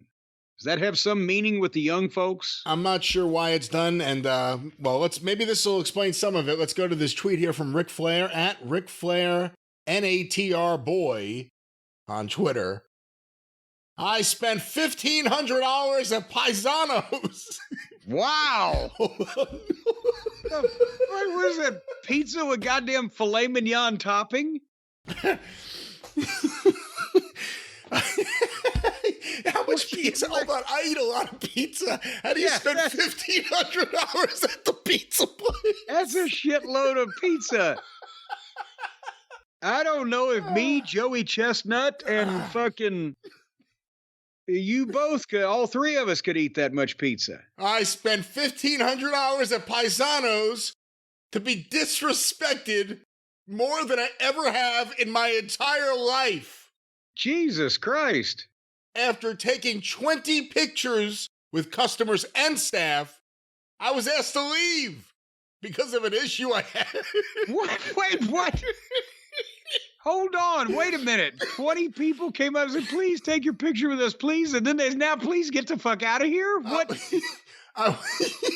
What? What are you? I just find this so funny. I was asked to leave because of an issue I had with the kitchen manager taking too long in the bathroom. Wait, taking too long in the bathroom? I was laughing at taking too long with his order, but taking too long in the... What, it's a one-holer over there at Piesanos? He couldn't get in because the kitchen manager, what was he, fucking shooting up in the goddamn stall and he couldn't get in any bathroom? But hold on, is another way to read that. I was asked to leave because of an issue I had with the kitchen manager taking too long in the bathroom. Maybe he left out a word or two. It's Twitter. Was Rick taking too long in the bathroom? And the kitchen manager's like, yo, come on already. Well, out of there. It seems like that the kitchen manager would have access to his own bathroom. He wouldn't have to go out there and clog it up where the customers couldn't get in. So I don't know if you're correct there, but well, then what's the kitchen manager coming to get the guy out of the bathroom for? Come out of the closet. Why is that the kitchen manager's job? Wouldn't that be the maitre d', or do they have a maitre d' at Piesanos? So then Ric Flair was upset that the kitchen manager was taking too long in the bathroom. It sounds like it to me, but it sounds preposterous, but it sounds... Let me finish this. Yeah. I would highly recommend that anyone who wants to enjoy a relaxing time in Gainesville at a nice restaurant to never visit this place. Woo! I would like to recommend that anyone who wants to take a relaxing dump in the Gainesville area, they'll rush you after you've been in there 2 minutes. They'll be shoving toilet paper under the fucking stall door. Say, get the fuck out of here.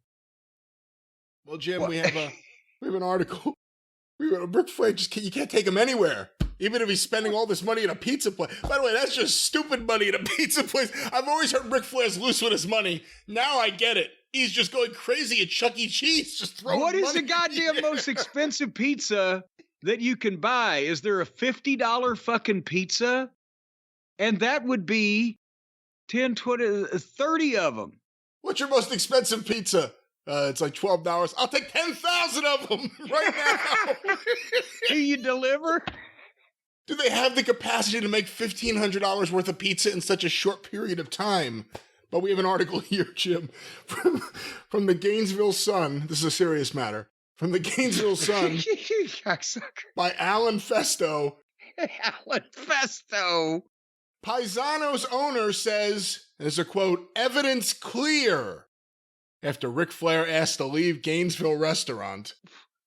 WWE legend and Hall of Famer Ric Flair created quite a stir on social media over the weekend. Okay, now, and also, wait a minute, how much stir do you have to make to get in the newspaper over a fucking disagreement at a pizza place? The sad thing is, I'm pretty sure with all of these stories, it always starts off great. Hey, Ric Flair's here. He's awesome. He's taking pictures with everyone. I love this guy. Hey, who's knocking on the bathroom door? Get out of the bathroom! Woo! Out of the bathroom! All of a sudden, he's there trying to get him out of the bathroom? So what did they say in the newspaper? He bashed a Gainesville restaurant while in town to attend a University of Florida graduation ceremony. Flair, 75, and family members were dining at the Piesanos stone-fired pizza restaurant, 1250 West University Avenue. Flair must have a big family by that. I didn't know he was a Mormon. When the professional wrestler apparently was asked to leave. He advised his more than 2 million followers to avoid the restaurant on their next visit to Gainesville. They have the tweet here. Pisano's co-owner Jerry Roberts, when reached Monday by the Sun, said the evidence was clear, but declined to offer an explanation as to why Flair was asked to leave the restaurant. The evidence of what was clear to who? He then sent a prepared statement via text message, and here's the statement. We have reviewed video of the incident that took place recently at our restaurant. It is clear our team worked in a professional manner to ensure the safety of guests and staff. What the fuck happened here? We have thanked our team for their professionalism. We are proud of how they responded to the situation, using and displaying our team values. What was the situation? What are your values as applies to this situation? Roberts says they have no intention on releasing the video. I don't even need to see the video. I just like some motherfucker to tell me what the fuck happened. Who was locked in the bathroom? Who wouldn't come out of the closet? How is it $1,500 worth of pizzas can be consumed by one family? And how did taking pictures and signing autographs go to, you must leave the premises and never return? There's all kinds of story here that's being left out. Yeah, there's something going on, and I'm not exactly sure what. Again, $1,500 at a pizza place. I've never goddamn made the news for being asked to leave a restaurant or establishment such as that. And one would think that I'm one of the more disagreeable people if you listen to the rumors and the casual conversation, but I don't make the news for these things. You don't make the news for these things. And by the way, no one wants to kick out the guy spending all the money. That's no restaurant's business model is like, hey, we're having a problem. Like, we're too busy. We got to get rid of the guy spending all the money over there. leave the guy that stiffs the servers on their tip and get rid of that guy that's throwing hundreds around. How can that go so far south so quickly, I wonder? And his family's there? And we need, you know what? Bar Rescue, John Taffer needs to get in on this. He needs to follow Flair around to different bars and call it Flair's Rescue from Bars. And we'll get to it's a 1-hour television program. Wouldn't it be funny if it was Austin Idol's pizza place? Hey, I think you could live there for a year and a half and not spend $1,500. Well, there's the Ric Flair story. There's a rumor about another part of the story, but it's unconfirmed as of this moment. Are we allowed to spread clearly labeled as such unconfirmed rumors? Well, Jim, there was another part of this story that's kind of unconfirmed, but if in any way true, paints a very interesting picture of these proceedings. There's a tweet that was sent out. The name seems odd. Freddie Schnertz is the at Freddie Schnertz. Friedrich von Schnertz is his name on here. Again, I don't know.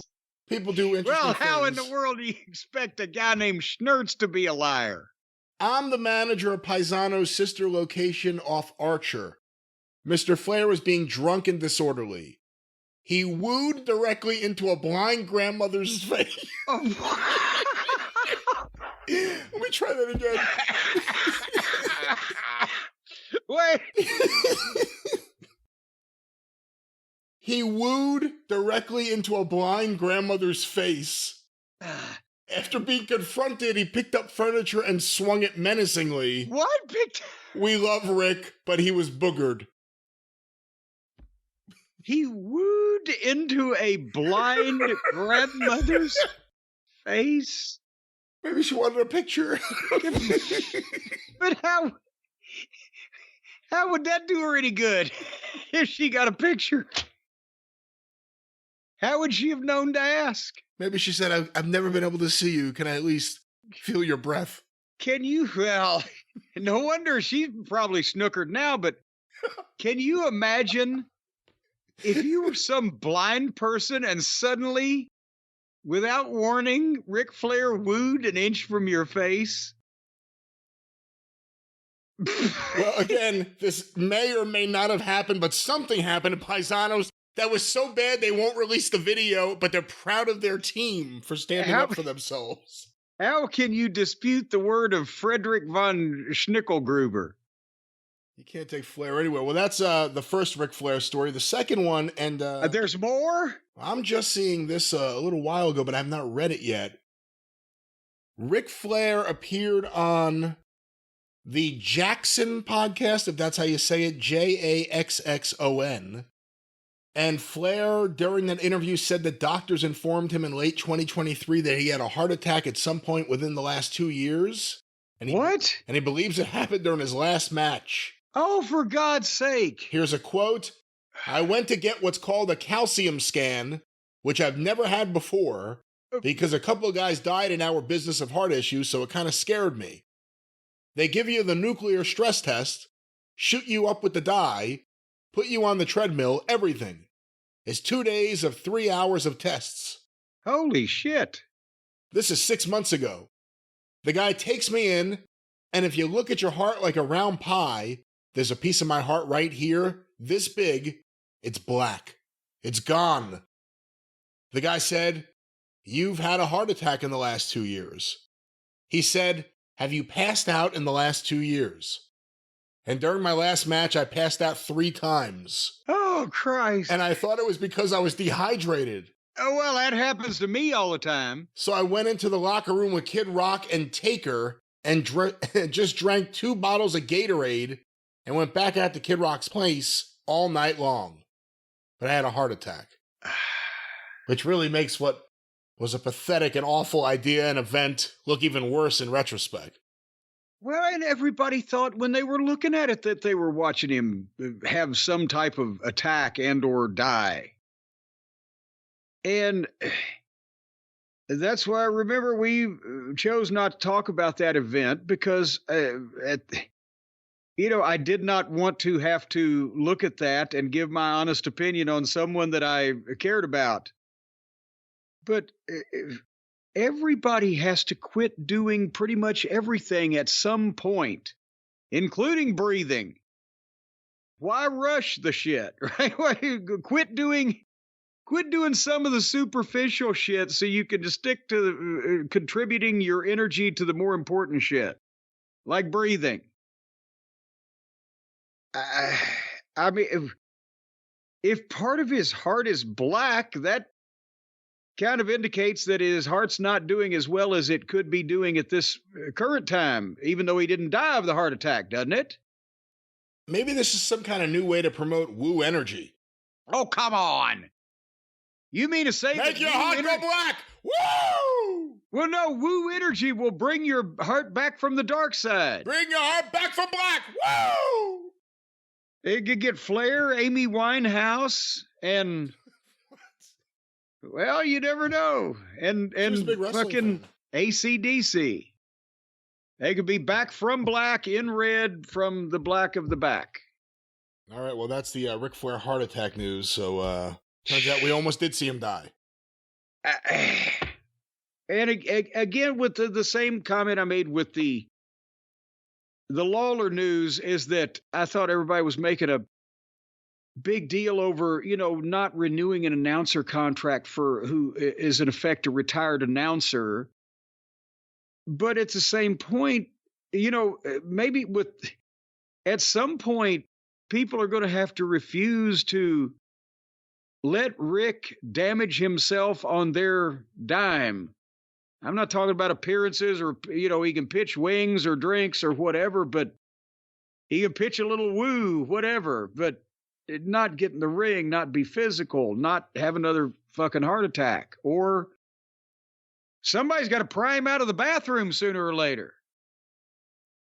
Well, maybe it was the kitchen manager. Where was the other? Where was the house manager? It was the kitchen manager. Yeah, where's the maitre d' at a prestigious place like Piesanos? Where is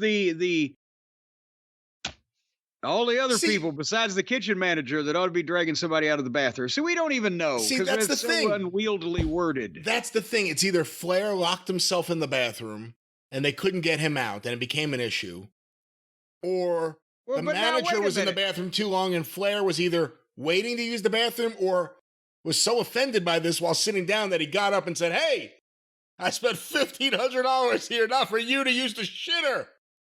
Get out of there." I believe that more than I do, because Flair's not going to lock himself in the bathroom because that would be away from the bar. He's not doing fucking heroin in there. He's fucking drinking. So why would he lock himself away from the bar?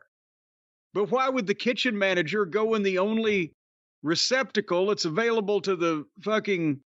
And then why is the manager of the place in the official statement proud of his team and the way they handled something that could have been dangerous to the safety of themselves? That Flair knocked over monitors, screamed, "You're a clown. This place is a joke, and I quit."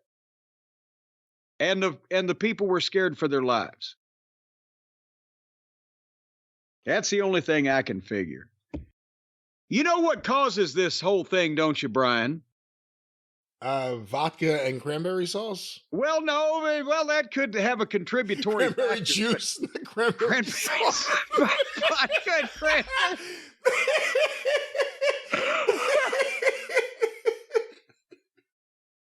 He's a sick man. It's a super duper Jello shot, folks. Especially around Thanksgiving, you're gonna love the vodka and cranberry sauce. But anyway, what the cause of the whole thing is that people don't understand each other. People don't communicate anymore. People don't listen. You know what you need? You need to listen. You need to listen when you need to listen, and then you need to hear when you need to hear, and you need to understand when you need to understand, and all that comes from what's in your ears, Brian, and that's the Raycon Everyday Wireless Earbuds. If Ric Flair had been sitting right there listening to some classic tunes, or maybe even our podcast, he wouldn't have got mad that guy was taking so long in the shitter. Or perhaps that may be what the problem was in reverse, that Rick had gone to the bathroom, was listening to our podcast on his everyday wireless earbuds from Raycon, and lost track of time, and the kitchen manager was trying to batter the door down with a battering ram to get him out of there before he had wiped properly up, down, sideways, and in a vertical fashion. You never know about these things. Is that a good enough reason to start talking about these great earbuds? They're not great earbuds. They're the best earbuds. Well, they're best-selling. We know that for a fact because it says it right here on the goddamn copy. And besides that, the folks at Raycon have just launched their upgraded model of the best-selling everyday earbuds. So now you also get, in addition to all the shit that you used to get, you get more shit. Active noise cancellation. That means it's active all the time. It's just happening. You walk down the street, everything you walk past falls silent. Everybody that you walk past becomes a mute. They can't speak. Active noise cancellation. It's canceling noise around you wherever you go. Works up to about 200 feet. Then people start getting loud again. Also, they've got an ergonomic design. Now, Brian, you know what that means, don't you? Ergonomic design. Of course. Well, then why don't you explain it to our listeners? That means that they are ergonomically correct. They will ergonomically fit in your ear the proper way using ergonomics. Ergonomics, because that's where your ear is, over there in the start of the ergonomics. That's where Brandon Thurston works, I believe. Yes. Ergonomics. And it's designed to go right in your ear. And boy, I'll tell you what, also, if you grab the tip of them and you pull them in and push them, or pull them out and push them in, pull them out and push them in, do that about 100 times, holy mackerel, you'll wet your pants. And they've got multi-point connectivity that lets you pair with two devices at once. We don't judge.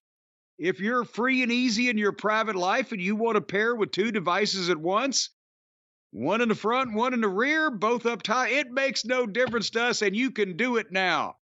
Because they're ergonomically ready for your ear, for the record. Your ear. Yes. Well, your ears, two ears. That's where you hear, but I mean, you could really willy-nilly insert them.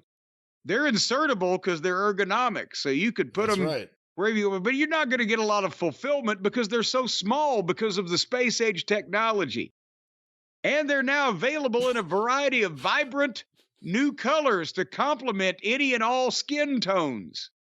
So you've got that going for you. It says, please mention your favorite color. My favorite color is fuchsia chartreuse. What about you, Brian? Titanium white. Well, they got them for you no matter what you want. Actually, they don't have either of those colors, but they have some that are confusingly similar. But again, remember, folks, optimized gel tips, ergonomic earbud shape to fit the widest range of ears. It doesn't matter if you've got little bitty tiny flower ears or big old satchel ears. If you've got a Lincoln Tunnel canal or if you've got a little bitty pinhole, it's ergonomic. That means if it won't fit at first, you just keep shoving, it'll go eventually. 3 customizable sound styles and the awareness mode. It will give you the most incredible awareness of the meaning of life. Just hit the button and suddenly you'll be transported to a higher plane. Active noise cancellation, quick charge function, multi-point connectivity, and it's weatherproof and or sweat resistant. And that could be, two different things. You don't want to stand out in the rain, but also if you're going to wear them in the sauna, you got to do something about the sweat and it doesn't do anything about the stank, but it does something to resist the sweat. But nothing about the stank. Nothing about the stank. If you're sweating like that it might even potentially damage cheap earbuds, then you need to take a fucking shower. But anyway, if you've been wanting to check out the Raycons, there's truly no better time than right now, unless it was yesterday, but you already missed that, so fuck you, you're out of luck. Their upgraded model is going to blow you away, ladies and gentlemen. From the grassy knoll, you're going to ask yourself, why didn't I do this sooner? Why did I not get these earbuds sooner? I have shortchanged myself. I have wronged myself. I must pay penance to myself. Well, get them right now. And they've got the 30-day happiness guarantee. When you get these, you're going to be happy for 30 days afterwards. Then things fall to shit pretty quickly after that. After the 30 days, you're going to be sour as a goddamn sour apple pie.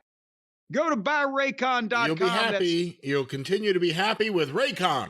Well, you'll like the earbuds, but, you know, things in your private life that they can't control after the 30 days may weigh on your fucking consciousness. You may not be happy all the way around. They can't give you more than a month. That's just the way it is. Go to buyraycon.com right now, BUYRAYCON.com/JCE, and you're going to get 20% off the brand new, upgraded, remodeled, refurbished, greatest ever Raycon Everyday Wireless Earbuds, 20% off and free shipping. BuyRaycon.com/JCE, 20% off, free shipping, free delivery, no tax and license charge. 20 minutes or less. 20 minutes or less. It'll be right there because they're just across town. For the record, we can't guarantee that. And they don't guarantee that either. So it was a joke. Don't sue. Oh, well, now, don't be starting to tell these people anything that's not true, Brian. Stick to the goddamn facts like I do. I will stick to the facts, and that's Stank Bud with Raycon. One more time, what's that promo code, Jim? JCE. Well, that's JCE. All right. Over to the next island or wherever we're going. Why are you taking us there? I'm the captain of this ship. I'll just sit in the back. Let's talk about for briefly, and then we'll get to the big pay-per-view, the big French fry over there. But let's talk real quick about SmackDown. This past Friday night, May the 3rd, it was also from Lyon, France. And I guess the building is 11,000 something capacity. They sold out both nights, but besides the fact that you noticed immediately on television, they had the small setup because they've got more seats because all these people are in these seats. But they said this was the highest grossing SmackDown in history. And they've had SmackDowns with twice as many people. So what the fuck were those tickets over there? How's the French economy these days? Apparently, they're doing quite well with the sauces and the Pepe Le Pews. And, Pepe Le Pew figures are the 7th largest grossing domestic export from France. That is not true. But of course it's not. You know, they said that here. The next night, they said that it was the highest grossing arena event in WWE history. And when you hear it like that, the phrase like that, arena event, you stop and you're like, what does that mean? I mean, they run a lot of arenas. But that means anything that's not a stadium. And they have run arenas with, capacities up to 22,000. So these were some expensive fucking tickets, is what I'm saying to you. And I was going to say this on the pay-per-view review, but I won't save it. I'll say it now. This really makes. Remember that old tagline that Vince had years ago? The World Wrestling Federation, the global leader in sports entertainment. They really are now. They have these international markets that have never had shows like this before. For one reason, Vince didn't want to do pay-per-views, the big show, whether premium live event or whatever, anywhere outside of the continental United States because the time zone difference, it would affect the buys. And the buys were where all the money came in. And now that not only have they got the Peacock deal or the Netflix deal coming up or where they don't have to live and die on the sales of the pay-per-view, they're able to jack the tickets up individually so much now that they can gross as much on a goddamn live gate as they used to after their pay-per-view split was taken out with the cable company. So this is, and again, these fans were amped up for anything because it hadn't been done to death over there. It isn't old news. It isn't their third time there in the last 14 months or whatever. It's a big show that they've been hearing talked about on the television, that's promoted around the world, and they get to be a part of it. And now the new ownership has said, oh, yeah, we're going to keep the big five here in the United States, WrestleMania, Royal Rumbles, whatever. We'll do the other 7 in these international markets. The next one's Saudi Arabia or wherever, right? They're going to get $50 million for. And then can you imagine when they do WrestleMania in London? Because the mayor just invited them. It's going to be goddamn... anywhere that they go now with this infrastructure and the UFC manner of worldwide touring, these crowds are going to be batshit insane, and it makes it to the American fan who's seen such blaseness over here for so long because we're used to it. It makes them think, oh, shit, this shit's more over than I thought they were, doesn't it? When you see a crowd like that, you think, what the fuck did I miss? These people are going crazy. I think anytime they're going to go into a new market in Europe, you're going to see fans go this crazy. And a lot of the fans may retain that energy, but specifically for these first 2 shows, it was like nothing I've ever seen.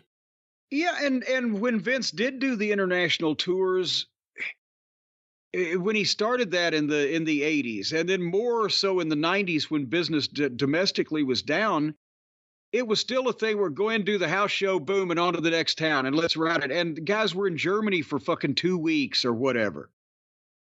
But this, they go over, they do tons of publicity. It's the boom, get in and get out in a weekend and mega fucking gross. And the people are amped up for it because they know it's unique or very rare and unusual. And with this fucking SmackDown, what they presented the viewer here, the crowd saved it for the most part, didn't they? Because there was no, I mean, they could go out there and just fart at these people and they would have loved it. So it wasn't really for the, for the fans there that they had to do anything, but the show was what it was, just because at one point I wrote, is this Rampage? Because it was what it was. The crowd was the story. They had the 8-man tag with Bayley and Naomi and Bianca and Jade against Oscar and Carrie and Dakota and Tiffany. And that was 20 minutes. And, that Tyler Bate and Pete Dunne against the AOP with their whole band of black holes of charisma. There very little storyline advancement for anything much because they're already in France. The pay-per-view's in fucking 12 hours or whatever. So what are they really selling? But I did like Paul E. and Nick Aldis. Did you see Paul had the hair completely dark and he had full mortician's makeup on? And he was looking spiffy. And he's trying to tell Aldis that whatever happens if you don't pull Owens and Orton off the pay-per-view, it's going to be on your conscience. And then Aldis gives it back to him. So, well, you're supposed to be in charge, right?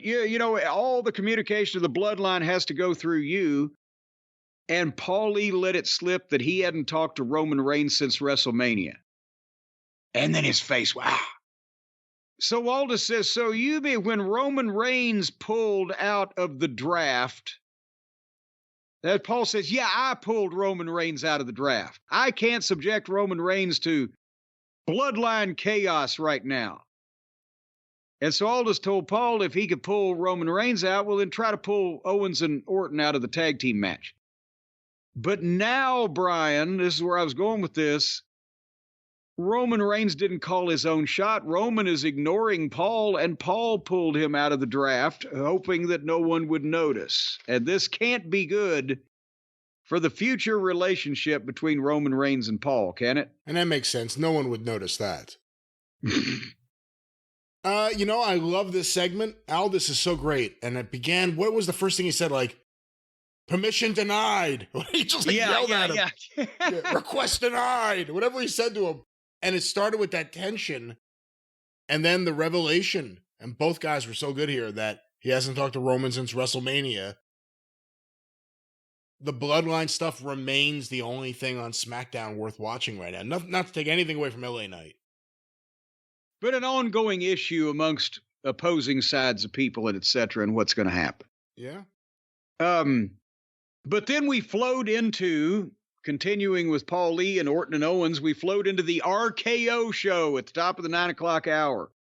And at least Owens came in and handy over there because he can speak French to him. All the voulez-vous parlays and wee-wees and things and such of that nature. And Owens says that he got a call from Paul Lee. He's got something very important to tell him. And, of course, Paul interrupts and comes out, before they're ready for him. And he said some French words, too. I don't know if he used them in the right fashion. And basically, then the fans are already chanting, "We want Roman," because this fan base, we'll talk about it more on the pay-per-view review, but not the fan base, but this collection of fans in France, they were singing, chanting fools, boy. They love to sing and chant. They love to sing about the moon and the June and the spring. So Paul Lee does the brilliant Paul Lee promo about the Bloodline saga and the match at the pay-per-view. He begs them to back out of the match. You don't really know what's going to happen to you. And Orton said, "Who is the real tribal chief?" And Paulie's kind of humming. There's only one tribal chief, but before he can say anything else, Solo and Tama Tonga attack the fucking baby faces from behind, and the baby faces fight back, and here comes the agents and the security, and the heels are kind of powdering out, but we didn't get to pin Mr. Heyman down on that answer of who is the real tribal chief, did we now, Brian? No, or if there's more than one. Well, he said there's only one tribal chief. We'll know the answer when Heyman shows up with a Voss piss bottle on SmackDown. Well, now that's what I'm thinking. There's only one tribal chief, but he has not acknowledged exactly who it is right now. Now, could it be The Rock? Or could it be that Solo was attempting to ascend to the throne before his time, and Roman Reigns is out trying to rediscover his motivation or whatever the story they're going to have for him when he comes back, and blah, blah, and where is Jacob Fatu? That's what I want to know. And then we had LA Knight against Angel with Escobar and etc. And that's where I wrote is this rampage. And LA Knight won and cut a promo, and he's officially entered the King of the Ring. And that's about all that happened there. And then, well, Escobar said he's going to win the King of the Ring, and LA said, no, you're not. And then Carlito admitted in the back that he attacked Dragon Lee because they picked a flunky like him for WrestleMania instead of me, Carlito. And then Dragon Lee came in and they got in a fight. Shouldn't we have, out of security, it's a farce now anyway, shouldn't we have everybody on the roster handcuffed to a goddamn post in the back before they're allowed to go out? You only handcuff whoever can go out to the ring at a time.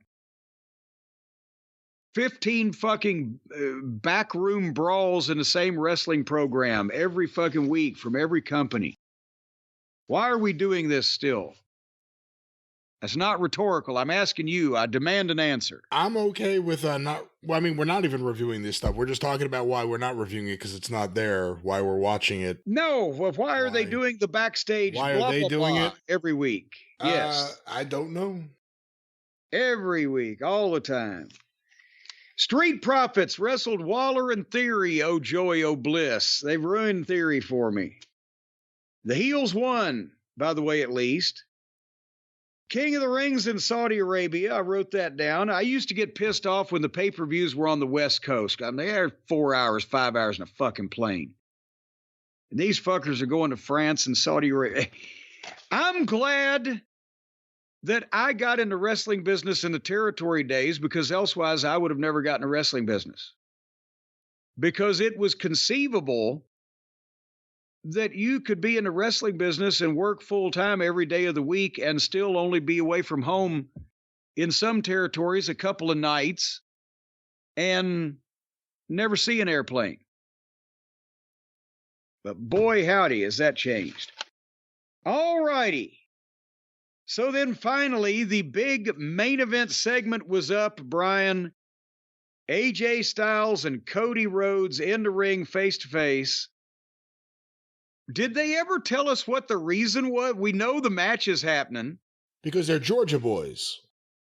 Well, they just had to have a good old-fashioned Georgia shootout, right? But... Lucky no one whipped out the famous Bagwell slap. Well, hey, that'd cross your I's and dot your T's.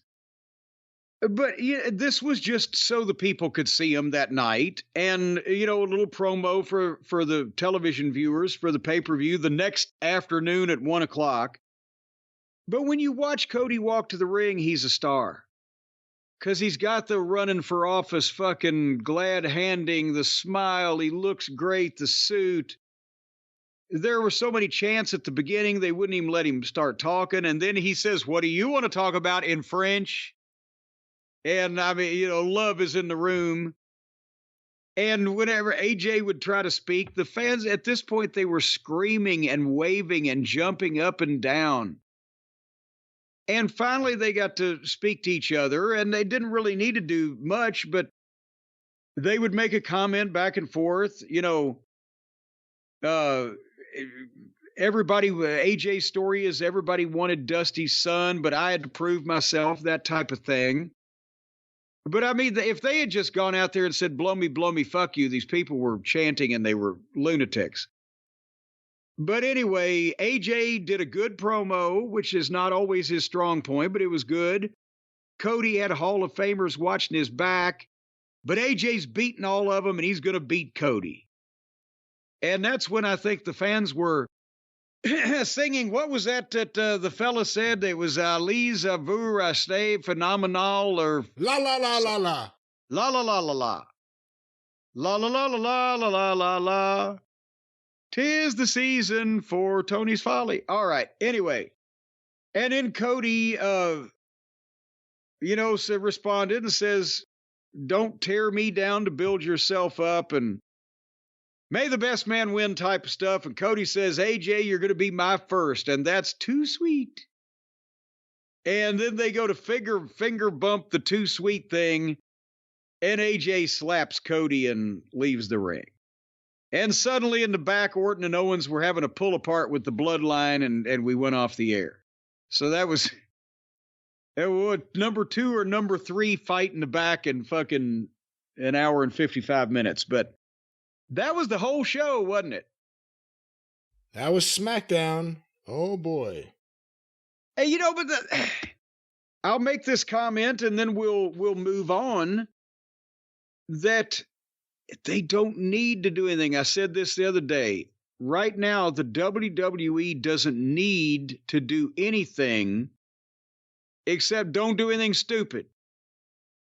And Tony Khan is in a position where he needs desperately to do something, but everything he does is stupid.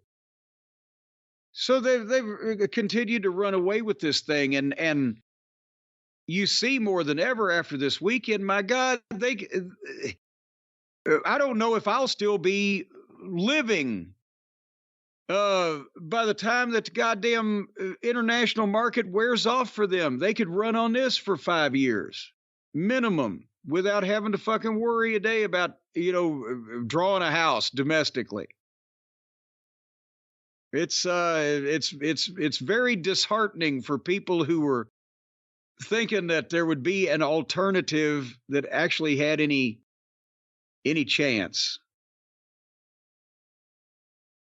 What chance have they got over at the Arcadian Vanguard network this week, Brian? There's a chance for great programs, as always, from the Arcadian Vanguard Podcast Network. Get information on all the shows on Twitter at Superpodcast or on Facebook, facebook.com/Arcadian Vanguard. Of course, each and every day, wake up to the wrestling news for free. Get your wrestling news. No paywall, no clickbait, just the wrestling news. Get it from thewrestlingnews.com directly or wherever you find your favorite podcasts. Get the Wrestling News morning newscast every single day. Want to make mention of Shut Up and Wrestle with Brian Solomon?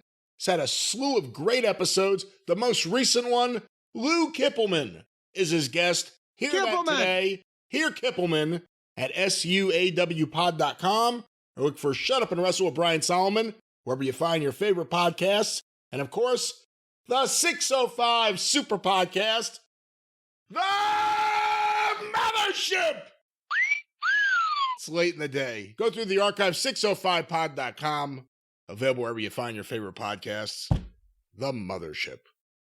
All right. Well, now, without further ado, we got to get to the main event, Brian, because all of that was the SmackDown and everything was merely the appetizer, the soup zone, because the big meal was the following night, Backlash. And these people, the crowd the matches were very good, but the crowd made it. Most of the matches were very good, but the crowd made it. Because they were just having the time of their life. You could tell they were going batshit insane to be there no matter what was going on. And that's the kind of crowds that they need to be telecasting from around the world back to the people here to make themselves look like something. Because make them competitive.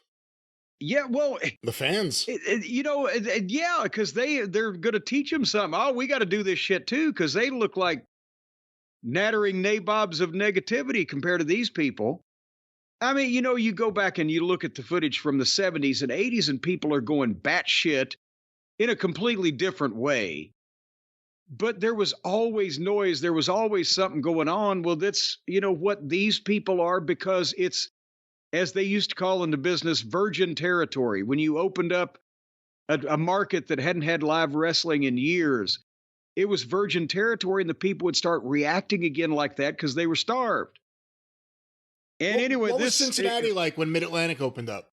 Well, they didn't sing, and I would have hated to heard if they'd have tried. And there wasn't chants going on, back in those days, except if the babyface, if Ricky Steamboat was down, you go, Ricky, go, that type of chant. But they were on lockups. They were cheering, and the heel could fucking tease pulling hair, and it would sound like he just pulled out a goddamn blackjack. Because they hadn't been spoiled, and they hadn't been numbed to things by seeing it over and over again. And again, this crowd, they said, was 11,682, but it was the all-time arena gate record. So they paid money to be there. And they had a nice little cold open with the geography lesson on France and Lyon. And they said it was the third largest city in France with 500,000 people. So that, to me, the crowd is that much more impressive, because would that make top 35 cities in this country? 500,000 people? I don't know. Well, I thought you knew everything. I don't know that. That's a good question. Well, I know everything for money, but I don't know that. So the point is, they had a lot of people for the market paying extraordinary prices, and they wanted to have fun and be there, and they knew everybody's shit. That's who you heard about, the guys from the 90s overseas tours in the WWF talking about how, they were up on everything. They knew the programs. Yeah, they knew the words to the theme songs in a foreign language. So that's dedication. Anyway. Used to hear that about Germany, the German fans. That they were dedicated, or that they knew all the words to the theme songs in English? Well, just when WWF started going over there, they were just incredibly dedicated fans. But they still didn't learn a second language to be able to sing in it. Well, a lot of the guys didn't have lyrics to their songs back then. They just came out to like whatever Jim Johnston. And I like Jim Johnston as a person, but that's what some of them sounded like too. Goddamn! Even fucking Rogers and Hammerstein didn't write 700 hits. So anyway, there are people that talk about Jim Johnston like every song was a hit, like every one was perfect. Not that, like, some were really fucking cheesy. No, and some of them we just kept. And when somebody didn't have music, have we played that one lately? Yeah, the Heavenly Bodies had like Jim the Anvil Neidhart's music or something. Oh, yeah. No, and that's not even a slight at Jim Johnston. But again, fucking Lennon and McCartney didn't fucking compose over 15 or 20 years. How many wrestlers came through there? So anyhow. These fans are great. Yes, these fans are great. And speaking of wrestlers coming through there, Kevin Owens comes out and stops halfway down the entranceway. And I think, he's milking it, the crowd reaction, the music and everything. He waited forever. And then he just stood there and waited for Orton. Was he overcome with emotion from his French ancestors, or what was it wasn't as pretentious an entrance as I would think Owens would be doing. He was just kind of standing there. He wasn't firing him up or anything. He was taking in the moment, I guess. Do the French consider the French Canadians to just be, like their cousins? Like, it is another country. It's another land. They speak the same language, but... Well, maybe is it like one of those... There are plenty of jerks that speak English. Well, yeah, that's why is it one of those deals like, we don't want to be associated with those fucking French Canadian motherfuckers. They're fake French. We don't know. You don't know. I'll tell you what, they don't put much fucking ice in the drinks up there, I'll tell you that. And then here came Orton, and the people sang his song in English. And they actually were able to carry a tune. He was a megastar to them. I mean, it started out that way. And then here comes Solo and Tama Tonga, and they're going to have the tag team match, and they just jump into a four-way and go to the floor and get a fight. Here come the referees, the agents, and chaos and security. And the people were loving this because they don't see shit. Now they got the chaos, right? They were going nuts. Yes. And Aldous comes out and says, if you can't obey the rules, then it's a no disqualification street fight.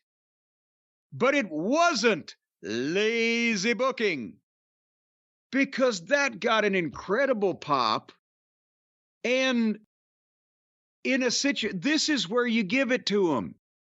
You got the biggest house you've ever drawn. You've got a big show on television, pay-per-view, streaming, whatever. You got a hot crowd. Drop the cow. Give them the fucking show, right? Can you imagine, not only for the people in France, but how could the people here would have taken this match if they didn't see something like it not done as well? This was very good. They kept up the idea of a fight. Their shit was stiff. It wasn't silly. It wasn't stupid dangerous. But they still did the goddamn, furniture fight and everything, just at a higher level. And it not only would have torn the house down in France, which it did, but it also would have had more meaning to the viewers here in the United States, at least, maybe Canada, whatever, if they didn't see shit like this constantly done not as well, less good, whatever the metric is. Does that make any sense? It makes sense. Again, virgin territory. They don't have AEW going to be there next week or something. But there's also the difference between virgin territory and the Whore of Babylon.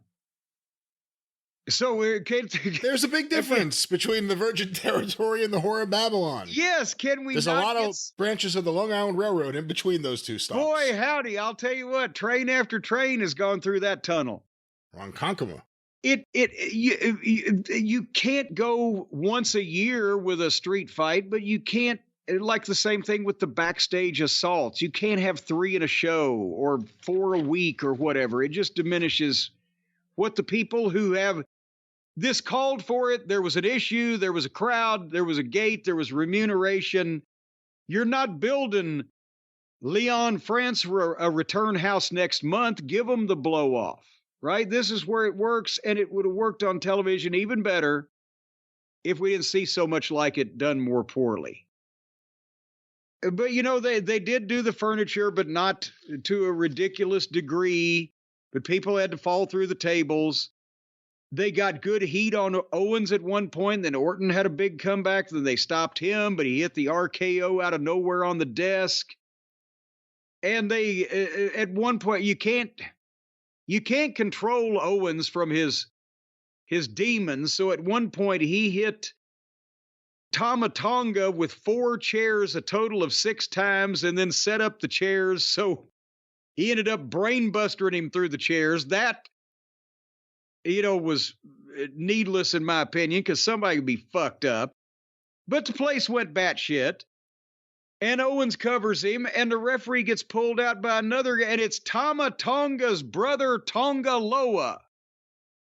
Now, if it's Tama Tonga's brother, shouldn't his last name be Tonga and his first name be Loa? Or is he a Loa Tonga and the other one's a higher Tonga? Well, the other interesting thing is when Haku was in the Islanders, his tag team partner, the Tonga Kid's name was Tama. So, are you in... And he's that's in real life, that's what Fatu? One of the Fatus. Well, that's what I'm saying. Are you trying to say that Haku's children are illegitimate? That's not what I'm saying in any way. Well, that sounds like it. What I'm saying is... You're blaming the Tonga Kid. I'm not blaming it. There's no blame. Tama and the Tonga of the Loa. I applied no blame for any reason. There's no reason for blame. I'm simply playing the name game, not the blame game. Shirley, Boo Burley, Banana Fan. Chuck, Bo Buck, Banana Fana.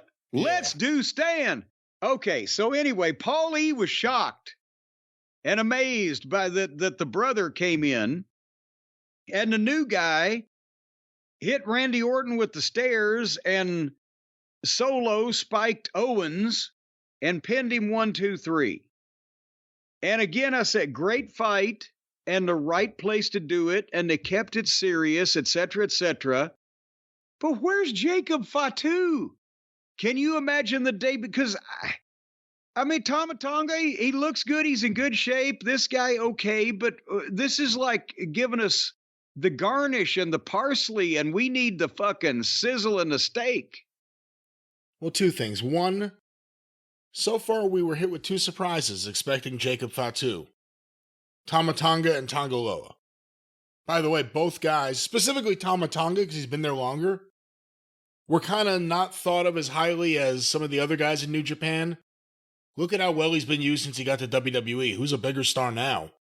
Well, and the thing also is Tama Tonga helps Solo, because Solo's still green, and you can tell that Tama Tonga is more experienced and a little more smooth and can maybe help him along. But go ahead. And I like the energy he's giving off, where he's just like this crazy guy that, he rams cars into Kevin Owens' car, and he, is out there just starting fights.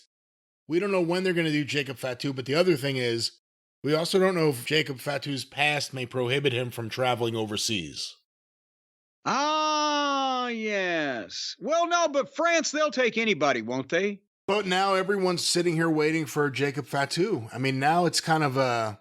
Well, but actually, no, we are, and people in the know are, but the wider general audience isn't waiting for him because they don't have a fucking clue that he's there or he's coming. And again, Roman has to come back somehow. And if we're led to believe he's coming back as a babyface, or even if he's coming back as a heel and they're doing some weird heel versus heel bloodline feud, he's going to need people on his side too.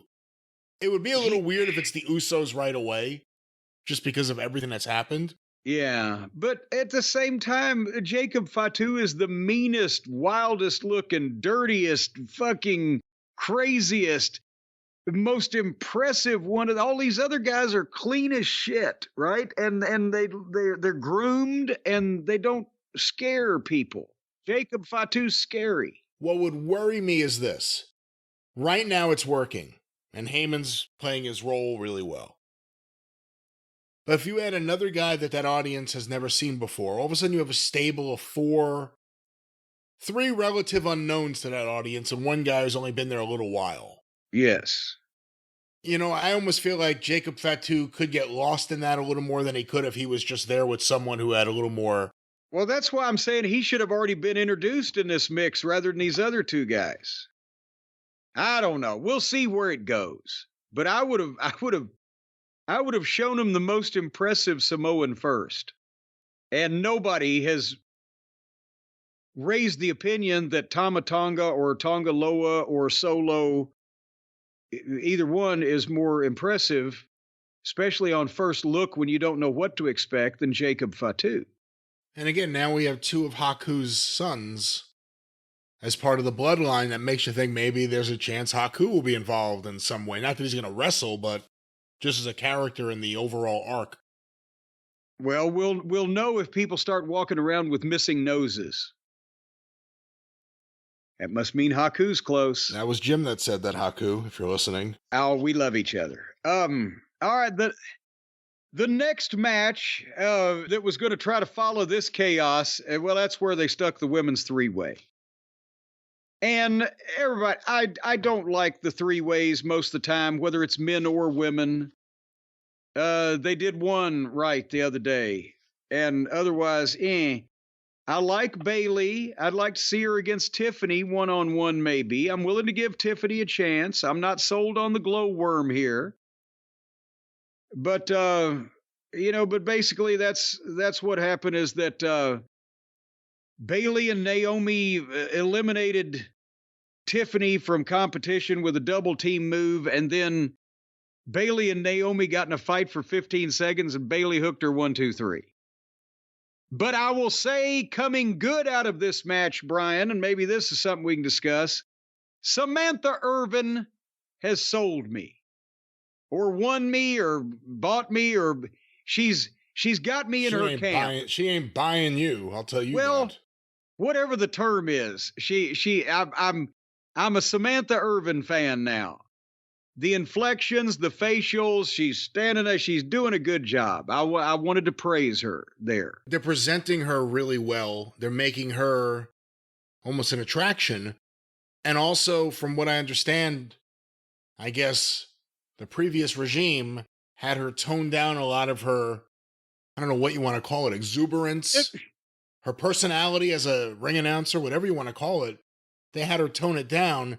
Now they're letting her get into it. And the other thing I told you before, apparently she doesn't know the results to any match. So when she's sitting at ringside, she gets invested in this stuff because she doesn't know what's going to happen. She wants it that way. Yeah. She's great. Well, and she's got the Beatles tattooed on her arm. She's great. They're crazy if they were trying to tell her to tone it down, because she comes off doing this more like the Bruce Buffer, the good Buffer in the family, the Bruce Buffer type of introduction, and etc. But anyway, I got that out of the women's three-way. What else did I miss? I know there was a women's tag match because I wanted to talk to you about that. I don't even remember there was a three-way. I think I skipped this one. Well, there you go. Because the world title was on the line next with Damian Priest defending this prestigious and title with this long history against Jey Uso. And again, they lucked into something here with this crowd. I don't care whether anybody ever watches this match again. This was incredible footage that you could not buy or pay for or manufacture for every Jey Uso package they do until the end of time. The entrance was amazing. Were those all cell phone lights that they were bobbing up and down, the lights on their cell phones? I would think so, yeah.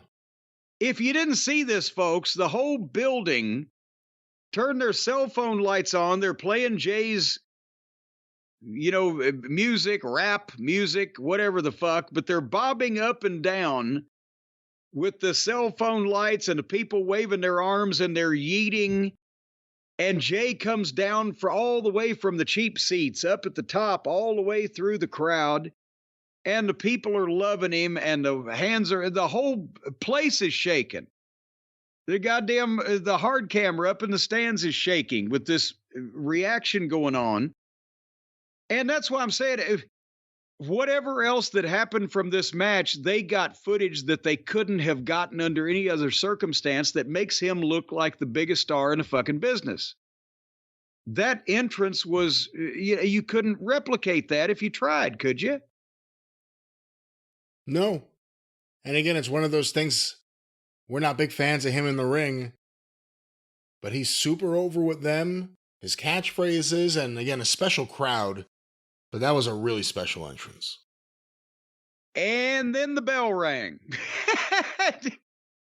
it wasn't as bad as WrestleMania because you didn't have Uso opposing Uso where two guys who work very similarly and both of them are kind of sloppy were opposing each other. Priest is good and he looks great. He's tanning. He's being aggressive. You can tell he really wants this to work, the world title of blah, blah, blah. He might be trying to stop and lead the people a little bit too often. And by lead the people, I mean when you stop and you give them the dirty look, or you stop and you give them the gesture, or you stop and you do whatever. I'm not saying you shouldn't do it. He did a plethora. That's our word of the day of those. But it's nowhere near. Jey Uso has gotten both too hot doggy and too sloppy at the same time. He's like one of these skateboard guys that only hits half of his tricks and then takes a bow after all of them. Do you know what I mean? His work is not, amazing enough that he can do all this hot dog and bullshit and get away with it, in my opinion, for long. It worked in Leon, but I'm not sure that it won't wear thin on people. That's what I'm saying. I don't know.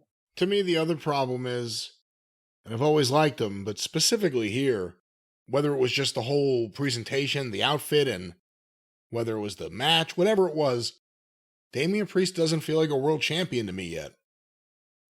Well, that's the problem. You can tell he's trying. He's putting everything into it, but I mean, again, they made the belt up for Seth, and then Seth gets beat by Drew, but here this guy cashes in. Remember there's been some famous cash-ins from people that you would have never believed would have been the world champion, and they weren't for very long. So this is not like he didn't culminate a long quest by winning this thing fair and square in a big advertised match. It's not conducive to making people think that he's the world champion.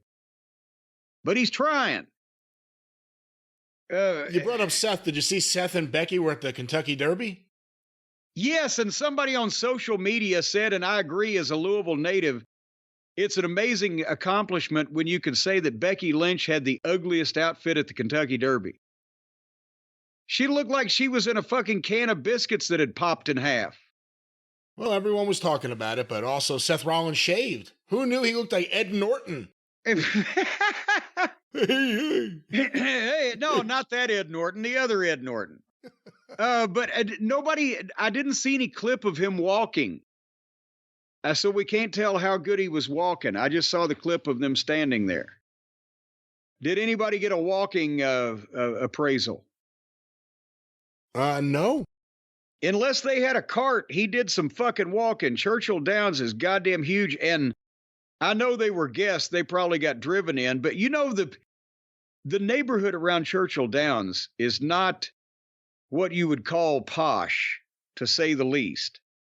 And some of those people that have houses and little yards there make as much money Derby weekend as they do all year by charging people $100 a car to park in their fucking yard. It's an amazing goddamn layout to see, but there's cars in every alley, yard, patch of grass, nook and cranny, whatever. They take it quite seriously out there. Maybe they ought to do WrestleMania at Churchill Downs some year. They had $156,000 for a horse race. With the infield with chairs, they could do North Korea levels, 180, 190,000. Not enough parking. I'll open up the castle. Castle grounds, parking, $5,000 a car. We got 3 acres. Take your pick. Get here early to be close to the gate. Is that the end of this match? Yes, well, was it? No, it's not. They did a bunch of stuff. What they did was they did a bunch of stuff, and J.D. McDonough got involved, and Priest ain't happy about that. He wants to handle his own business. But anyway, J.D. put Priest's foot on the ropes, and then Uso dove on J.D. and speared Finn, but Priest crotched Jay on the top rope and chokeslammed him off the top 1, 2, 3. And then Finn and JD got back on Jay, but Priest pushed him off and bitched him out and said, there will be none of this because it's not fair. It's not, I don't need your help. That's what he was saying. Whether or not it happens, do you think he needs to be a babyface right now? Considering the role? No, actually, I would hope they would they would have been putting more heel heat on him a little bit instead of having him still play with the children since Rhea's gone and Dominic is gone. Why not let Finn and JD do whatever they need to do and let Damian Priest be a single top heel champion before we go turning him? Because the problem, the more over you are as a heel, the more over you are when you become a babyface or vice versa. And I think he had been kind of minimized or subliminalized over the past few months with all the other bigger stars and more exciting things that were going on and the dilution of the Judgment Day to a goddamn social club with spooky lighting. And they ought to concentrate more on letting him run with his title before they switch him. Well, now we want people to like him. He stands up for himself. Whatever. I don't know. What do you think the odds are he's going to be an official, full-fledged babyface sooner or later? What's the over-under?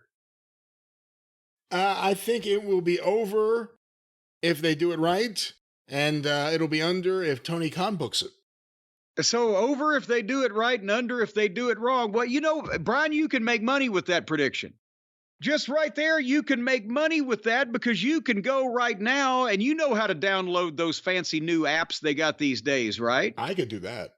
Well, you download the app for Pick 6, the new fantasy game from DraftKings, an official partner of the NBA.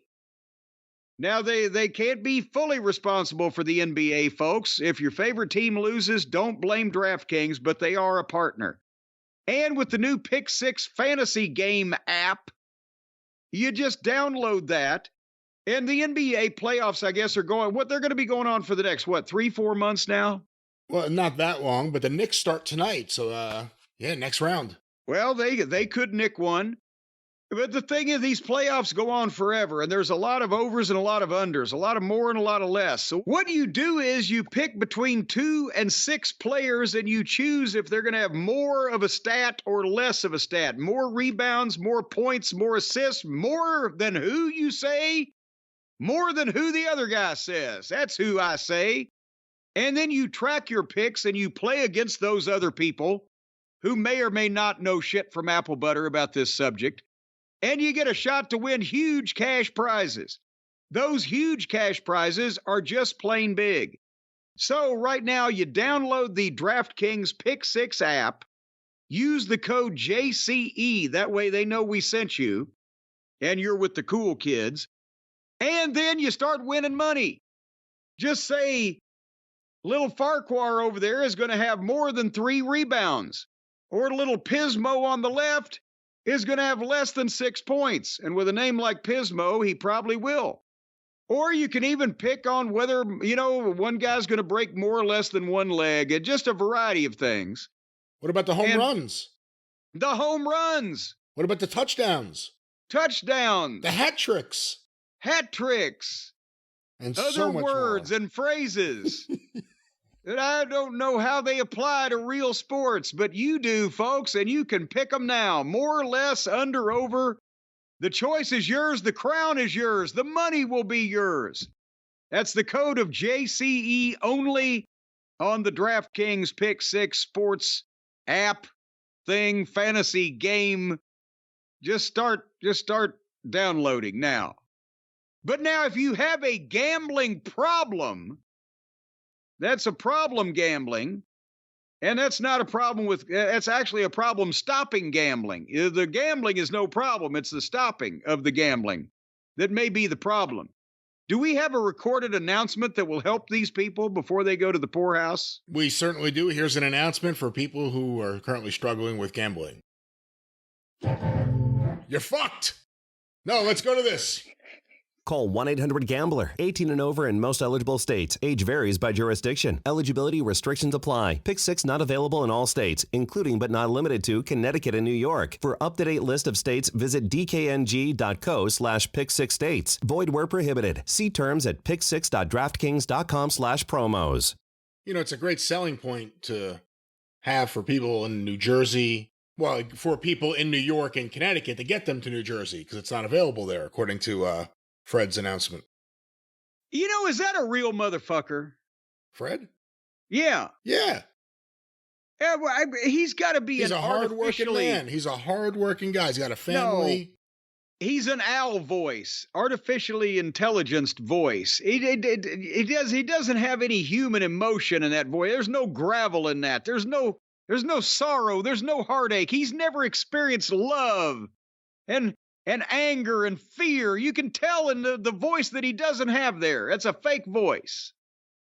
Well, he, whether real or fake, is concerned for you, the struggling gambler. He's not concerned for me. He doesn't give a shit about me. Not you, the struggling gambler out there, I said. Well, if he doesn't give a shit about me, why should he give a shit about them?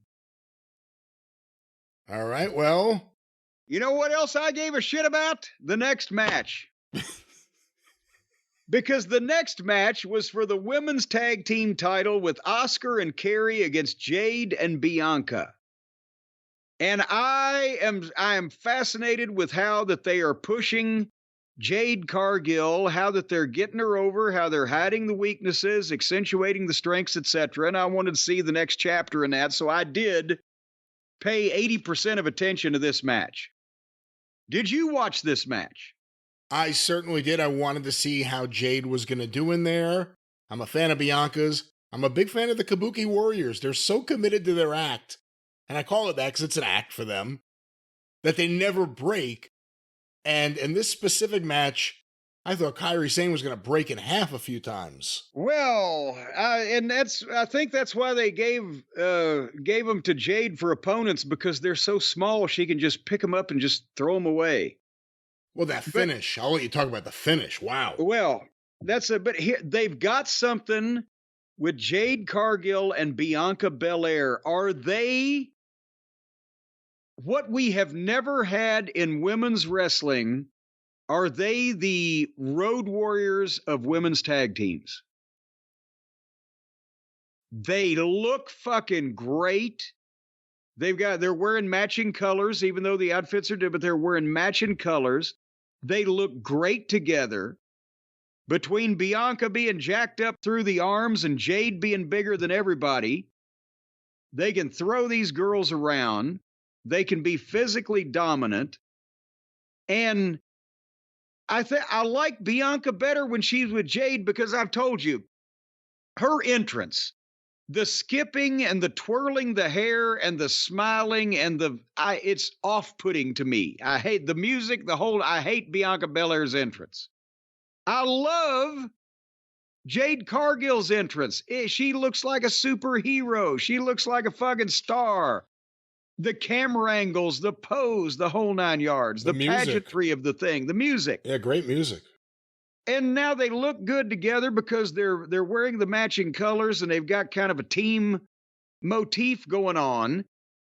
And Bianca's work in the ring is definitely better than Jade's. So Jade helps me like the look of the team, and Bianca helps me like the work of the team. And so I think the sum of the parts is greater than the whole. Or we're not talking about Nia Jax now, though. But so we'll leave the whole alone. And they had a tag match where they got a long heat on Bianca, but she was fighting for the tag, selling big, fighting for the tag, and finally hit it. And then Jade comes in, and you can tell that they have again carefully chosen and or prepped what Jade is going to do. And she nailed a number of things, and then the heels got on her and started double teaming the shit out of her with kicks. And that's where I thought that either the participants or even the producer, whoever laid this out, Jade is not smooth enough as a worker, that she needs to be taking these multiple kicks where I kick you here and you bend over, and I kick you in the face, you stand up straight, and I kick you here and you jump down and turn around. You know what I'm saying? Putting herself in position accidentally by being kicked back and forth looked a little awkward, and then they got lost. And it was Jade that was lost, and you could tell. But finally, the heels got it back because they're the experienced veterans in this, and they got the double arm bars so that the baby faces could do the double modified gotch lifts, which you don't see a lot of the women doing.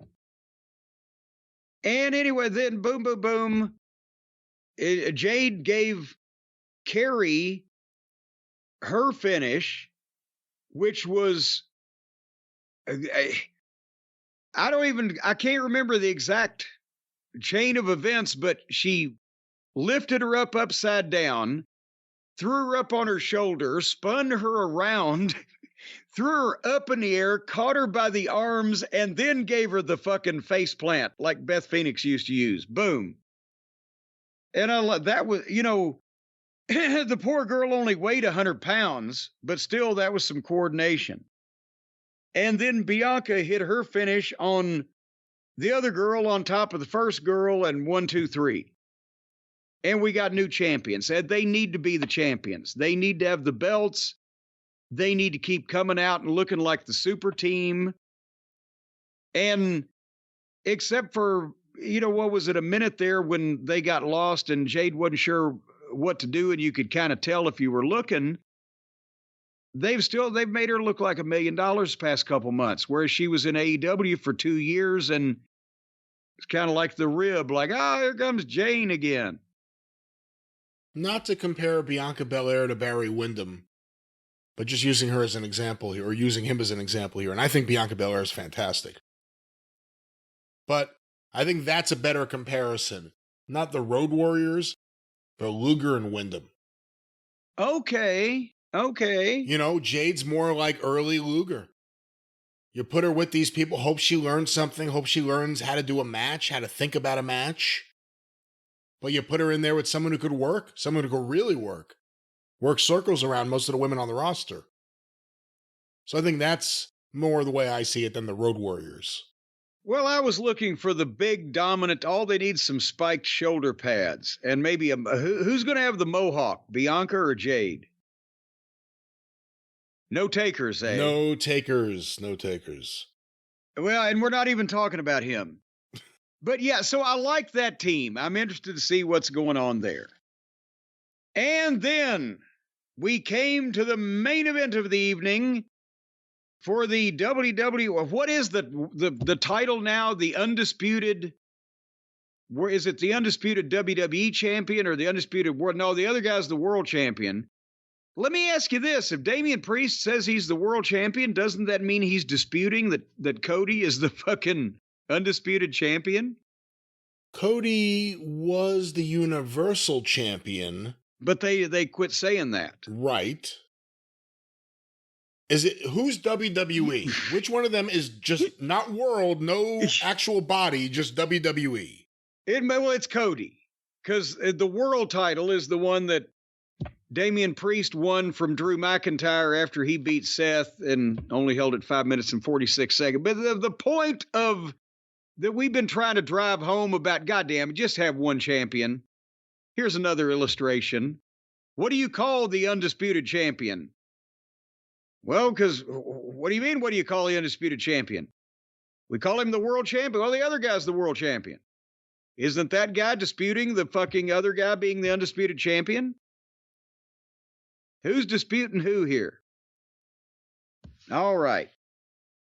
After AJ entered the ring, before Cody even started, the fans were just singing at the top of their lungs. And dancing. Their hands were going. I mean, it was like a lot of movement. It was like goddamn jazz hands, and the fucking in the funhouse mirror, everything was shaking, and the building was shaking, and they were shaking, snapping their fingers. They were moving round and round, and they were singing. And then when his music hits and he makes his entrance, they're singing his song in the English words, right?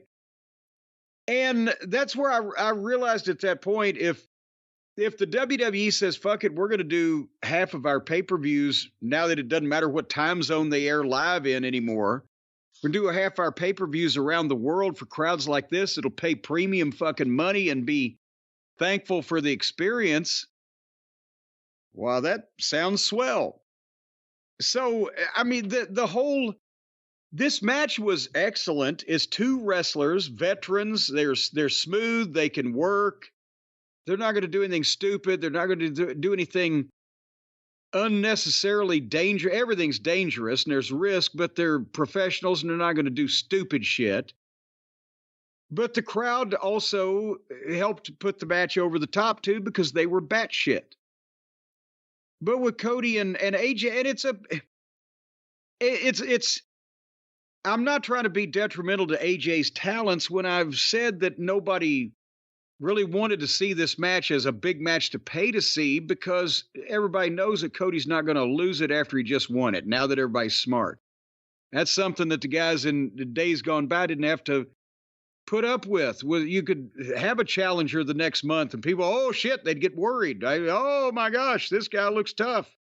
Now everybody's smart. Okay, they're not going to change it that quick. But I can't think of too many people on the roster that Cody could have a better match with, and just a good world title defense against a guy that's had a name and has been there and etc. And they're pros and they know what they're doing. And plus, I actually got to see somebody take a backdrop. Good God. Last week in a 5-minute segment, I saw motherfuckers chop 62 times. This is the first backdrop I've seen in a month and a half in a wrestling show. Anyway, they built it from the start. So they did wrestling first, and they got rougher. They did some running spots, and then they pulled out bigger bumps. And, again, you can't fault anybody's effort in it. And the people in France loved it because it was a great match, and they were loving it because they were there, as we've mentioned many times.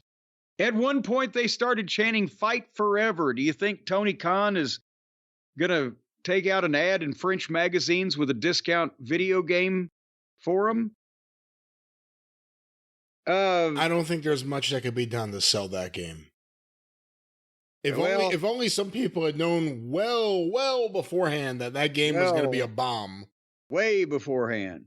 And gone on tape and on record with it. But nevertheless, they went back and forth, boom, boom, boom.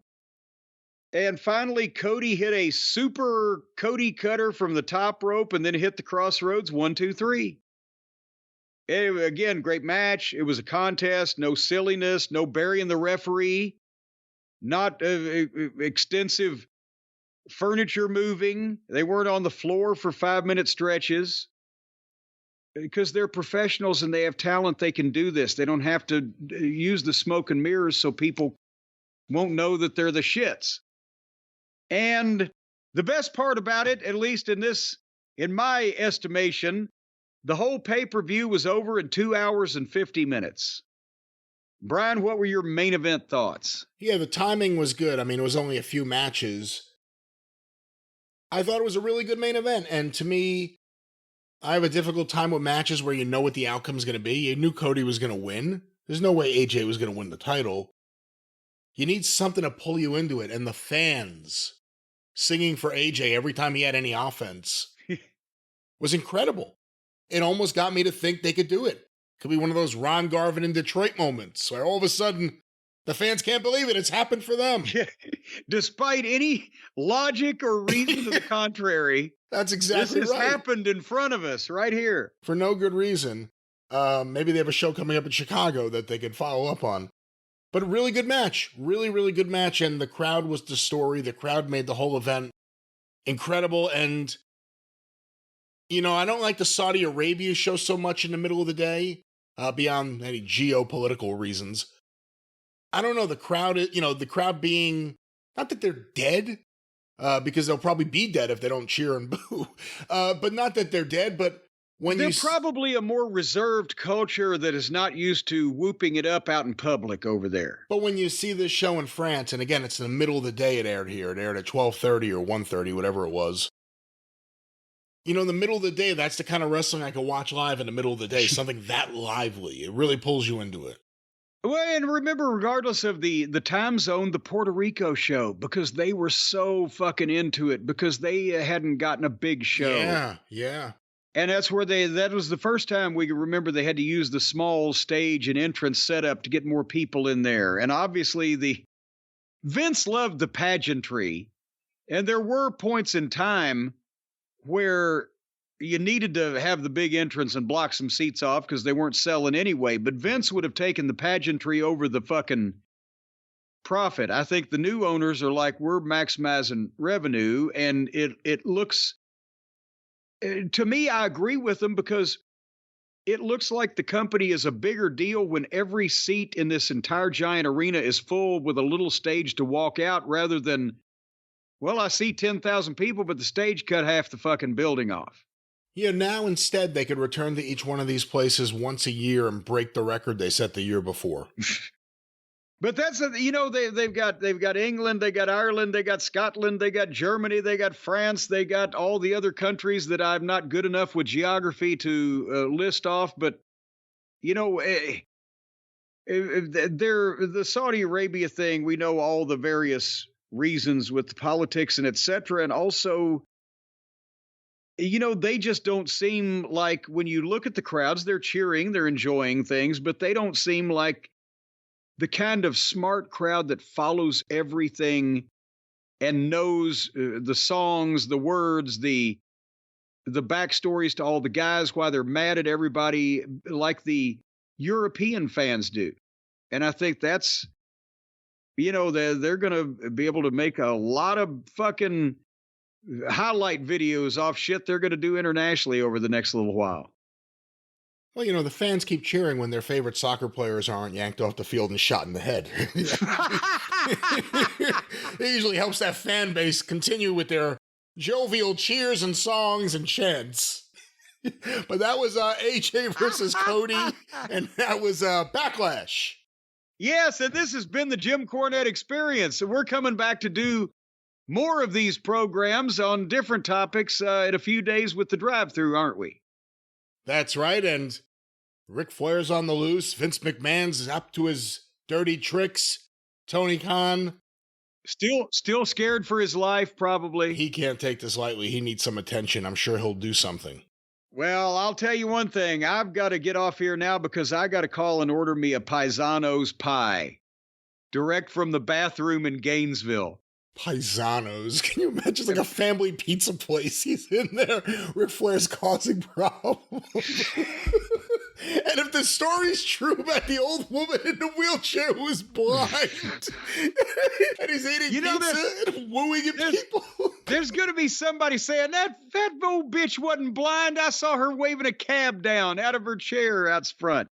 Yeah, you know what? The woo is the least problematic part of it. She didn't get to see what he whipped out. Hey, the biggest problem was they wouldn't stock the wings and the energy drink at the bar. I wonder if Piesanos has a liquor license. Or is this like where you get tokens for the fucking to shoot the water in the clown's mouth type of pizza place? If you're in the area, don't go here. Don't go there. Whatever you do for a relaxing dining experience, go over to Chuck E. Cheese instead. It's much quieter over there. Anyway, are we done here? Hey, Derek. Woo! Yes, we are done. Quit knocking the nature boy. I was trying to give you a nice little graceful way to say goodnight, Gracie. Okay, hold on. Good night, Gracie. Good night, everybody, and until we see you next time, thank you, fuck you, and bye-bye.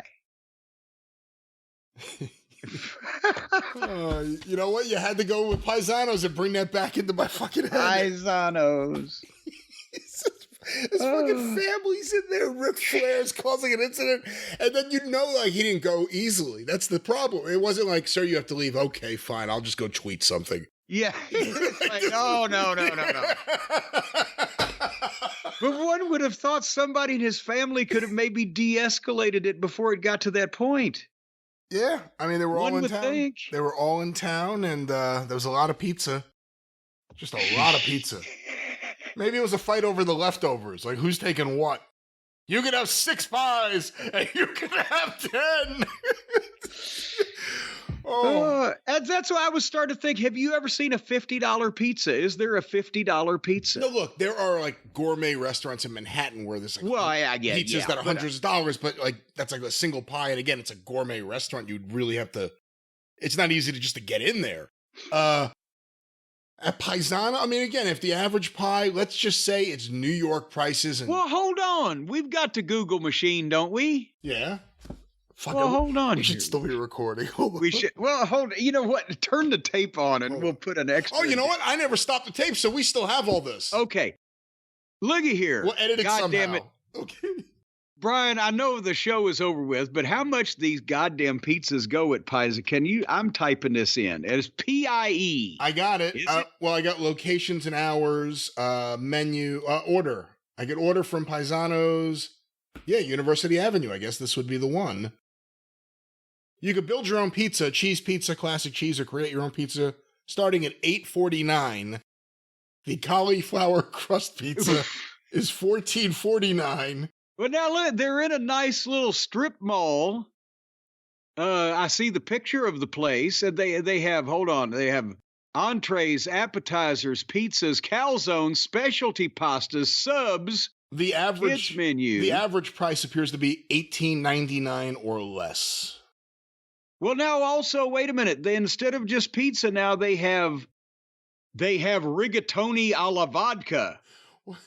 Maybe that was a problem. Well, too much vodka in the rigatoni. They do have catering packages. Maybe Flair went crazy and was like, I want package 5, 6, 7, and 8. Woo! Woo! They're expensive. $200 for one, $155 for another. Well, how much does the $200 fucking buy you? Because they got 8 of those. $200, for instance, would be package 7, full blackened chicken pasta, or with house or Caesar salad, and 40 rolls. 40 rolls? Also, for $200, you can get a full chicken carbonara, a full house or Caesar salad, and 40 rolls. Well, wait a minute. What is a full chicken? It means like you get the whole chicken, but you get 40 rolls to eat with one fucking chicken? What is this goddamn? Yeah, it says that for everything. Like package 3, which is $209. This one's expensive. Full lasagna, house or cheese, house or Caesar salad, 40 rolls. The only one that's different, actually, is for $155, the full chicken parmesan served over spaghetti, full house or Caesar salad, 20 rolls. Oh, only 20 rolls. That's why it's less. Apparently, they ought to call it Carbzanos. All right. That's why Flair locked himself in the bathroom. He had to... Jesus His colon wasn't ready for all this. Look. I'll show you how much pizza I can eat. Woo! You're rolling my colon. Do you have any Sicilian? All right. Apparently, they're open from 11 to 10, folks. 11 a.m. to 10 p.m. down there in Gainesville, Florida. Paisanos. The bathroom's closed, though. It's a crime scene now. It's taped off. Wait a minute. Hold on here. It's like the tape says sanitized for your protection from the Gainesville Sun. Oh. Everything you need to know about the Gainesville restaurant that kicked out Ric Flair. Oh, what's this? Yeah, well, it just tells the story. Apparently, the owner and his wife opened a small walk-up pizza spot in 2000. In 2009, they joined forces with other people to open Paisanos. They added more people to the team, and now they've got 4 locations. One's up in Ocala. They got the specialty stone-fired pizzas, calzones, sandwiches, wings, more. Oh, so this is actually just an article about the restaurant that booted Ric Flair out. You think this is bad? The one in Ocala has Marty Funk banned for life. Oh, come on now. You mean to tell me she wouldn't come out of the bathroom either? And now there's an article here. Where are all these articles popping up from? This is Gainesville.com. Who is Ric Flair, the person who got booted out of Piesanos? And it again replicates all the stuff that we've written or that we've already talked about happening. Somebody on Twitter said, imagine you finally get a minute to use the bathroom at work and Ric Flair starts cutting a promo outside the stall, yelling about too long. You finally get in the bathroom and all of a sudden it's like someone's banging on the door. Who is it? It's the Nature Boy. Another one said, imagine having irritable bowel syndrome and Ric Flair yelling at you. See, again, right? The way it's written, it could be the other way. The guy was mad at Rick for spending too much time in the bathroom. See, I don't know. Apparently, now the picture was posted of Flair earlier that day with his wife, Wendy Kidder. Wendy Kidder. I've not heard that last name for her. Thought her name was Wendy Barlow. Well, what happened was Margot Kidder died, so she took her last name. Son of a gun, that must have been it. It's hers now. And they are dressed in blue and announced they were heading to Gainesville. Styling and profiling in gator blue, as only we can look, and then we'll be at Piesanos to take a big dump. And then I'll put on the color, whoever else will talk to me. Woo! Oh, come on now. He's feeling mighty blue after Piesanos. Wait, did he rewarded his kindness with scorn? Was Piesanos before or after the game? That was apparently after the graduation, whatever it was. Game, graduation. It's a graduation. Drive-by, whatever.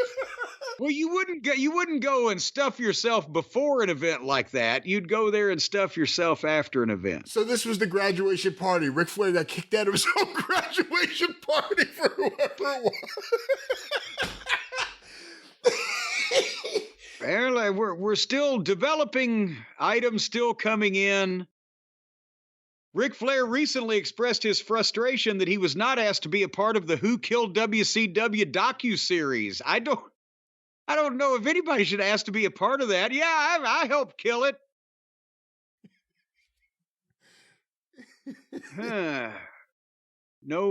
Still no plans to release this security video unless... Why not? Again, Tony Khan thinks that it might draw some money. Because they're still a sponsor of the Ric Flair Woo Energy drink, right? Well, Ric Flair Woo Energy sponsors AEW Dynamite. Well, that's what I'm trying to say. So basically, they could use this video because they're connected. Their sponsor is part of this. See, there's a way to own this and make it work. Like Ric Flair should start a new series where he gets kicked out of different places every week. He just goes to a place, and every week it starts off really well. Holy shit, it's Ric Flair. How you doing, buddy? Nice to see you, sir. Hello, sir. Does the whole nice Ric Flair act. And then like a few drinks in, a few pizzas in, he just all of a sudden starts losing it. And next thing you know, he locks himself in the bathroom.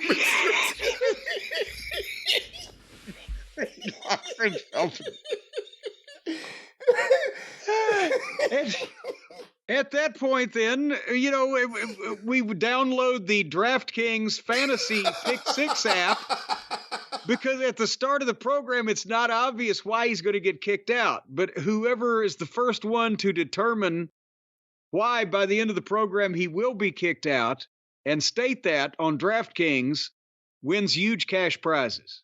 And the weird statement from like the place was like, it is clear what has happened. Nothing's clear. What happened? Well, I hit that Gainesville Sun. Pisano's owner says evidence clear after Ric Flair asked to leave. We worked in a professional manner to ensure the safety of guests and staff. Everybody was in danger. It sounds like there was a shooter on site. What does that mean? Had a goddamn, apparently it was a hand grenade that was being used as a medallion around his neck, and he threatened to pull the pin. I can't tell what it is. He's helicoptering something around his head. Oh, now, come on. I don't know what it is. You could put somebody's eye out with a thing like that. with the sharp point. All right. Are we still in the show? Well, we ended the show. We ended the show, and then we got the idea that we should go look up and see how much they charge for these fucking pizzas.